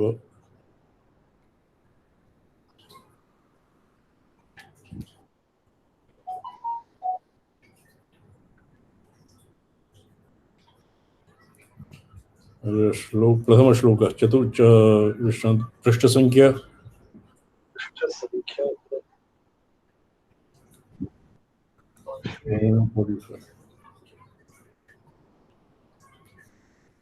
षोडश भाग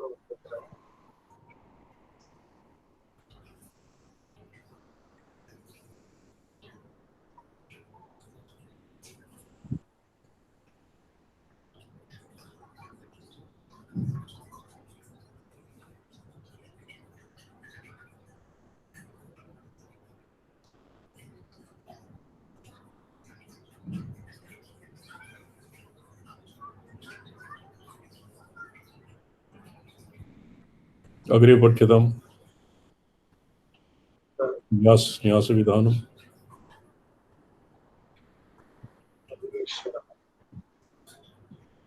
श्री भैरव वाच शृणु देवी ज्ञानं सर्वज्ञानोत्तमं परं येन अनुष्ठितमात्रेण भवाद्धौ न निमज्जति त्रिपुरा परमा शक्तिराद्या ज्ञानादितप्रिये स्थूलसूक्ष्मविभेदेन त्रैलोक्योत्पत्तिमातृका भगवती स्थूल सूक्ष्म कारणत्र ग्रंथांतरे तंत्रांतरे लिखितं देव्याः स्थूलं शरीरं भवति विग्रह यत् सिन्दूरारुण विग्रहम् इत्यादिवत् स्थूलं रूपं भवति, सूक्ष्मं रूपं भवति, मंत्रात्मकं पंचदशी षोडशी महाषोडशी त्रितारी बाला इत्यादिकं भगवत्याः सूक्ष्म शरीरम् और देव्याः स्थूल सूक्ष्म कारण शरीरं भवति वासनात्मकम्। कामेश्वर प्रकाशात्मा श्री त्रिशस्तत्र देवता ज्ञात्वेदं गुरुवक्त्राब्जात् कृता पूजा महाफला। प्रकाशः कामेश्वरः विमर्शात्मिका भगवती उभयोः अविनाभावः इति वासनात्मकः यत् रूपं भवति तद्भवति कारण विग्रह। अग्रे पठ्यताम्। एनं ज्ञात्वा भवसागरे न निमज्जति अर्थात मुक्तः भवति। कवलीकृत निश्चेष तत्त्वग्राम स्वरूपिणी श्लोक संख्या पठ्यताम्। श्लोक संख्या ज्ञाप्यताम्। पंचदश श्लोकः पंचमः पृष्ठ संख्या अत्र मम पार्श्वे ये सेतुबंध वर्तते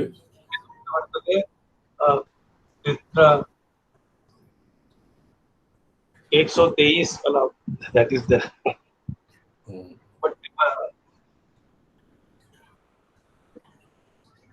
ये तो अधीतम आसीत् अस्माभिः पठितम् अत्र किन्तु भवतां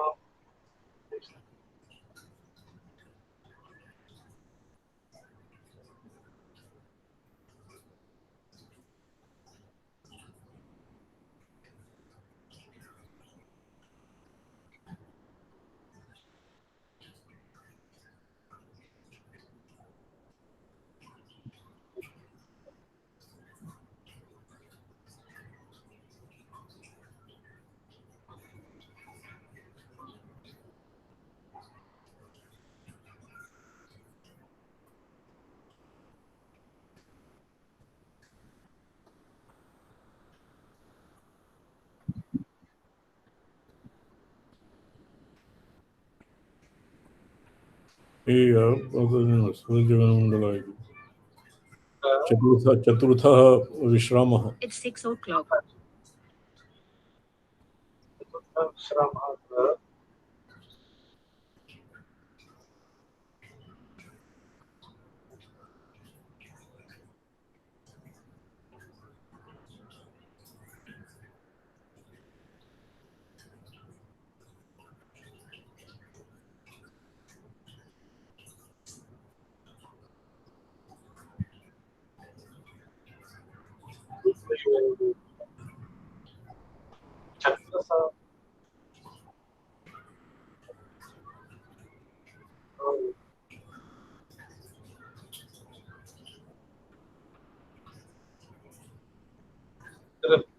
द्वितीयः पटलः तृतीयः वा?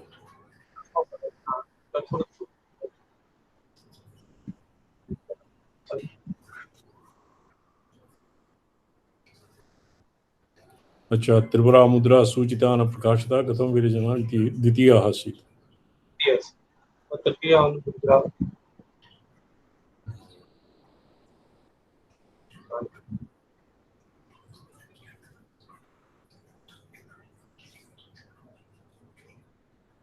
मुद्रा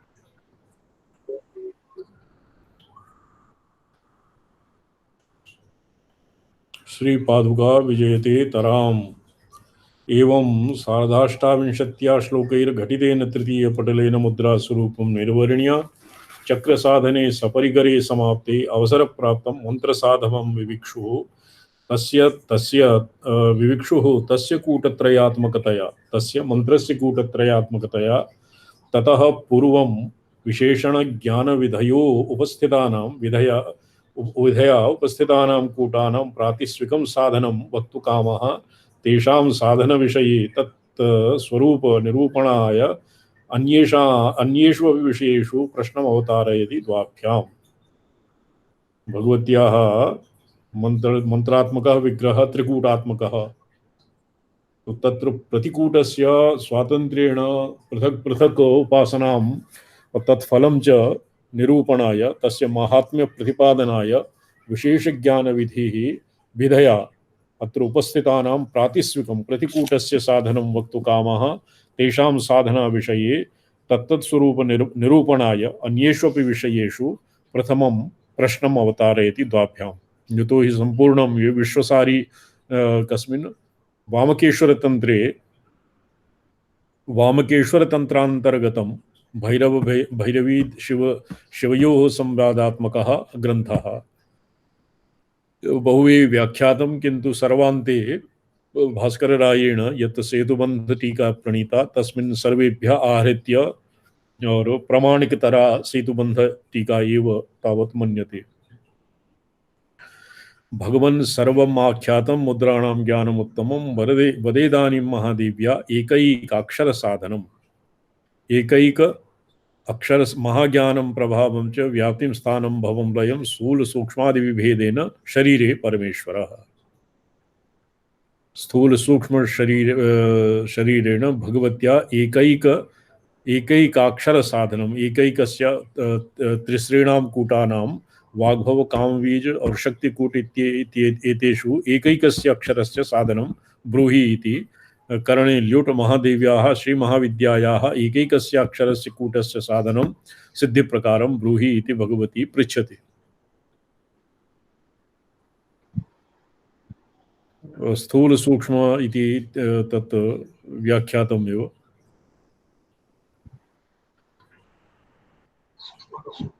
आनंदो देवात्मशक्तिं सगुणैर्निगूढ़ां ज्ञानवासिष्ठे सर्वशक्ति परम ब्रह्म नित्यमापूर्णम अव्ययम इत्यादि तदगत शक्ति कदम्ब समष्टिरेव त्रिपुर सुंदरी।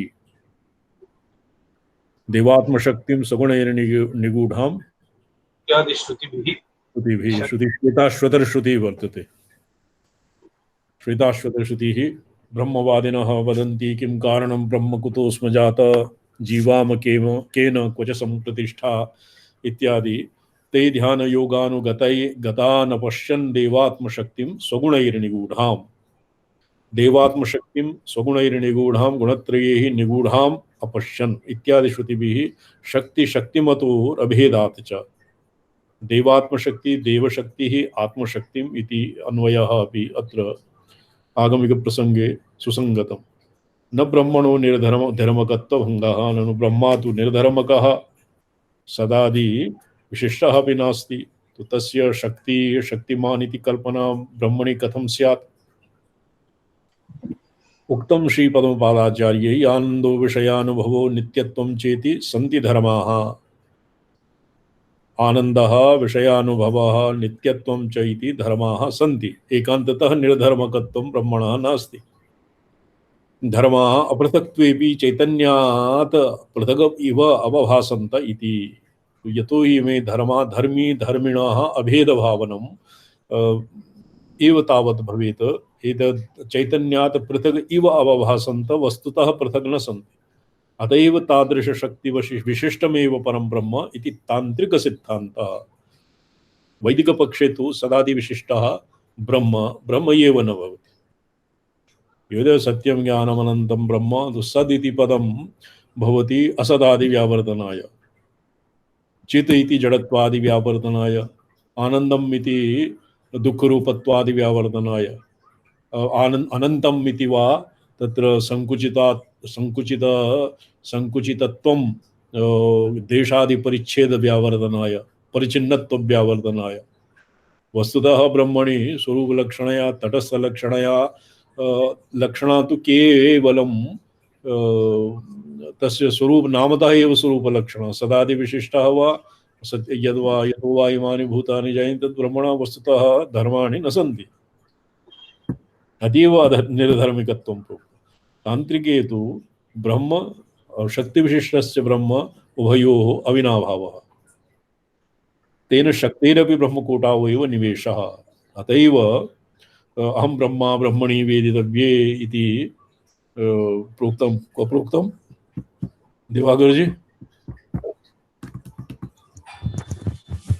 अहं ब्रह्मा अहम ब्रह्मा अब्रह्मणि वेदितव्ये। ब्रह्मापि अहम् ब्रह्मापि अब्रह्मापि। तो शक्तेरपि ब्रह्मकूटावो एव निवेशः। शक्तिश्च ब्रह्म एव। शक्तिविशिष्टः ब्रह्म न भवति, किन्तु ब्रह्मशक्तिः ब्रह्मणः पृथक् नास्ति। अतएव उभयोः ब्रह्म यत् एकस्मिन् आलेख्यविशेषे शिवशक्तिविभागकल्पनां कुर्मः इत्यादिवत् यथा शिवयोरभेदः तद्वत् ब्रह्म ब्रह्मशक्ति इत्यनयोरपि अभेदः तान्त्रिकाणां सिद्धान्तः।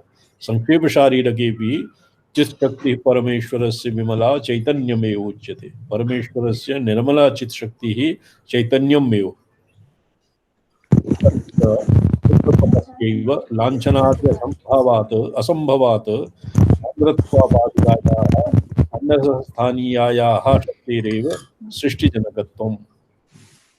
शुद्धपटस्य शुद्धपटे यावत् लाञ्छनं न भवति, लाञ्छन चिह्नितं लाञ्छितं चिह्नितं तत्र पूर्णं भवति, तस्य असम्भवात् सान्द्रत्वापादिकायाः तस्मिन् अन्नरसस्थानीयाः शक्तिरेव सृष्टिजनकत्वम्।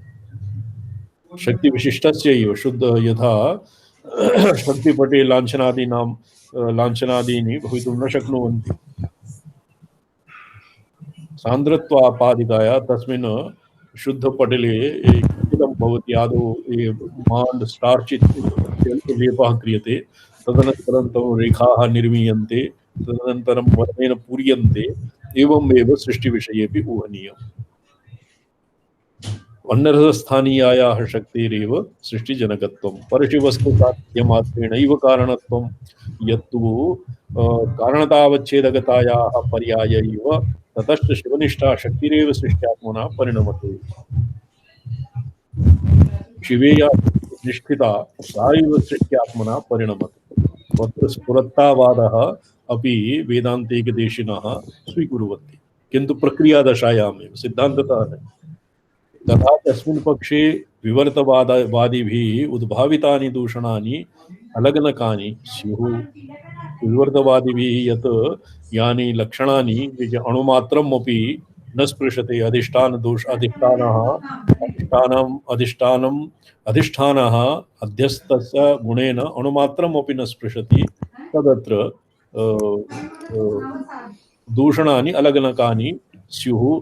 तथा वरिवस्यार्हस्यादौ विस्तरः। तस्माभिः विस्तरेण तत्र वेदान्ति मतस्य प्रक्रियादशायां व्यावहारिकी पारमार्थिकी प्रातिभासिकी वा सत्ता अस्माभिः अपि स्वीक्रियते, किन्तु सिद्धान्ततः नास्ति।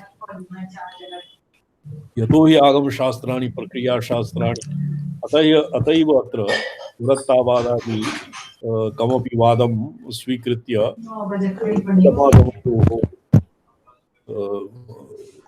सामञ्जस्यं शक्यते स्थापयितुम्। अत्र अन्नरसस्य पटे सर्वांशेन सम्बन्धो जनिष्यमाण सृष्टिद्वयात्मना परिणामश्च व्याप्तिः। लाञ्छनं सूक्ष्मं शरीरं, रञ्जनं स्थूलं, द्वयोः शरीरयोराद्यलक्षणम्। अस्य कृते ये पञ्चदशी केन अधीतं न वा कृष्णन् महाभाग वेदान्त पञ्चदशी न अधीतं। वेदांत पंचदश्याम ये सूत्र अंतर्यामी, सूत्रात्मा और विराट विराट विश्वं वा एतेषाम् उदाहरणानि दीयन्ते। दृष्टान्ते शुद्धं पटं भवति, घट्टितं, लाञ्छितं, रञ्जितं। शुद्धं पटं भवति निरुपाधिकं चैतन्यं, घट्टितं भवति अंतर्यामी और रंजितम भवति सूक्ष्म शरीराभिमानी लिंगात्मा, सूत्रात्मा व स्थूलं शरीरं विराट भवति चित्रितं लाञ्छितं। तो अस्य उदाहरणेन अत्र दृष्टान्ते दार्ष्टान्ते लाञ्छनं भवति सूक्ष्मशरीरं, लाञ्छितं भवति सूक्ष्मशरीरं, रञ्जितं भवति स्थूलं, और द्वयोः शरीरयोः आद्यलक्षणं सम्बन्धो भवः तयोः कालम् अवस्थानं शरीरद्वयस्य सूक्ष्मशरीरम् एव उत्पत्तिः, स्थूलशरीरम् एव स्थितिरिति वा। चित्रस्य ख्यालनेन चित्रनिर्माय प्रक्षाल्यते, तदनन्तरं तस्य अन्नरसगन्धमात्रविशिष्टत्वेन अवस्थानं लयः। प्रक्षाल्यते वस्त्रादि तु यत् चित्रं निर्मीयते तस्य अन्नरसगन्धमात्रविशिष्टत्वेन अवस्थानं लयः। तत्र लयः भवति। लयावस्थायां यतोहि अन्नरस इत्यादीनां किञ्चित् गन्धमात्रम् अवशिष्यते, अत एव कारणावस्थायामपि बीजरूपेण सृष्टिबीजं कारणावस्थायामपि तिष्ठति। एवं प्रकारेण तत्त्वानुभवो महाज्ञानम्। एवं यत् तत्त्व यद्भवति अस्य घट्टित लाञ्छित चित्रित घट्टित लाञ्छित इत्यादि रूपेण यत् भवति, अस्य उदाहरणेन यत् अधिगम्यते तत् तत्त्वानुभवः महाज्ञानम्। फलरूपो मोक्षः प्रभावः इति विवेकः। अत्र ये पञ्चदशी इत्यस्मिन् पञ्चदश्याम् अन्वेष्टव्यं, ततः अस्य विस्तरः तस्य रामकृष्ण टीकायाम् अस्य बहु विस्तरः वर्तते। केचित् महाज्ञानं प्रकाश एतावता वेदान्तिरीत्या वेदान्तप्रक्रियायाम् अस्य आगमशास्त्रस्य समन्वयः कथं भवति। अस्य मते तु अस्य मते आगमशास्त्रं ब्रह्मकाण्डस्य परिशेषित्वम्। ब्रह्मकाण्डं यथा स्मृतयः भवन्ति कर्मकाण्डस्य परिशिष्टः भागः, तथैव आगमशास्त्रं ब्रह्मकाण्डस्य परिशेषभागः। तत्र आगमेषु अपि केचन श्रुत्यनुकूल तर्कम् आश्रित्य आगमिक प्रक्रिया वर्तते, केचित्सु श्रुतिविरुद्धम् अपि वर्तते, केचित्सु स्थलेषु श्रुति अनुकूलम्, अन्येषु स्थलेषु श्रुतिप्रतिकूलं। तत् एवं आहत्य त्रिविधं सभ्य मिश्र भागवते किं प्रोक्तं, भागवते वैदिकस्तान्त्रिको मिश्र त्रिविधः मे मखः स्मृतः। वैदिकः तान्त्रिकः मिश्रितः। तो एवं एकान्ततः एतेषां मते मिश्रितम् एव तावत् ततो सामरस्यं स्थानं परावाक्। केचित्तु ये एकान्ततः आगमिकाः सन्ति तेषां मते महाज्ञानं प्रभावः विमर्शः, व्याप्तिः तयोः सामरस्यं स्थानं परावाक्। परादशायां प्रकाशविमर्शयोर् अविनाभावः भवति। भवः पश्यन्ति, तदनन्तरं यत् तस्य किं भवति ईषद् वाच्यवाचकयोः किञ्चित् प्रथा यत्र किञ्चित् प्रस्फुटिष्यत् इति दशायां भवति पश्यन्ति दशा, यत्र लयः भवति तत्र मध्यमा, यः स्थूल शरीर स्थानीया वैखरी इति व्याचक्षते, तत्र मूलं मृग्यम्। मूलं मूलशास्त्रम्। भैरवोवाच शृणु देवी महाज्ञानं सर्वज्ञानोत्तमं परं येनानुष्ठितमात्रेण भवाप्तौ न निमज्जति। इदानीं सर्वेभ्यः ज्ञानेभ्यो उत्तमं ज्ञानं यस्य प्राप्तेरनन्तरं भवसागरे न निमज्जति। ज्ञानं श्वः अध्येष्यामः। स्थूल सूक्ष्म विभेदेन त्रैलोक्योत्पत्ति मातृका। तो स्थूल सूक्ष्म कारण इति शरीराणां निरूपणं जातं, तदनन्तरं त्रैलोक्योत्पत्ति मातृका परादिक्रमेण स्थूल सूक्ष्म कारण भेदः कथं भवति, स्थूल सूक्ष्म भेदः वा कथं भवति श्वः पश्यामः। ओम उद्दाम काम परमार्थ सरोज षण्ड चंड द्युति द्युतमुपासित षट्प्रकारां मोह दीपेन्द्र कदनोद्यत बोध सिंह लीला गुहां भगवतीं त्रिपुरां नमामि। प्रणम्यन्ते स्वामी।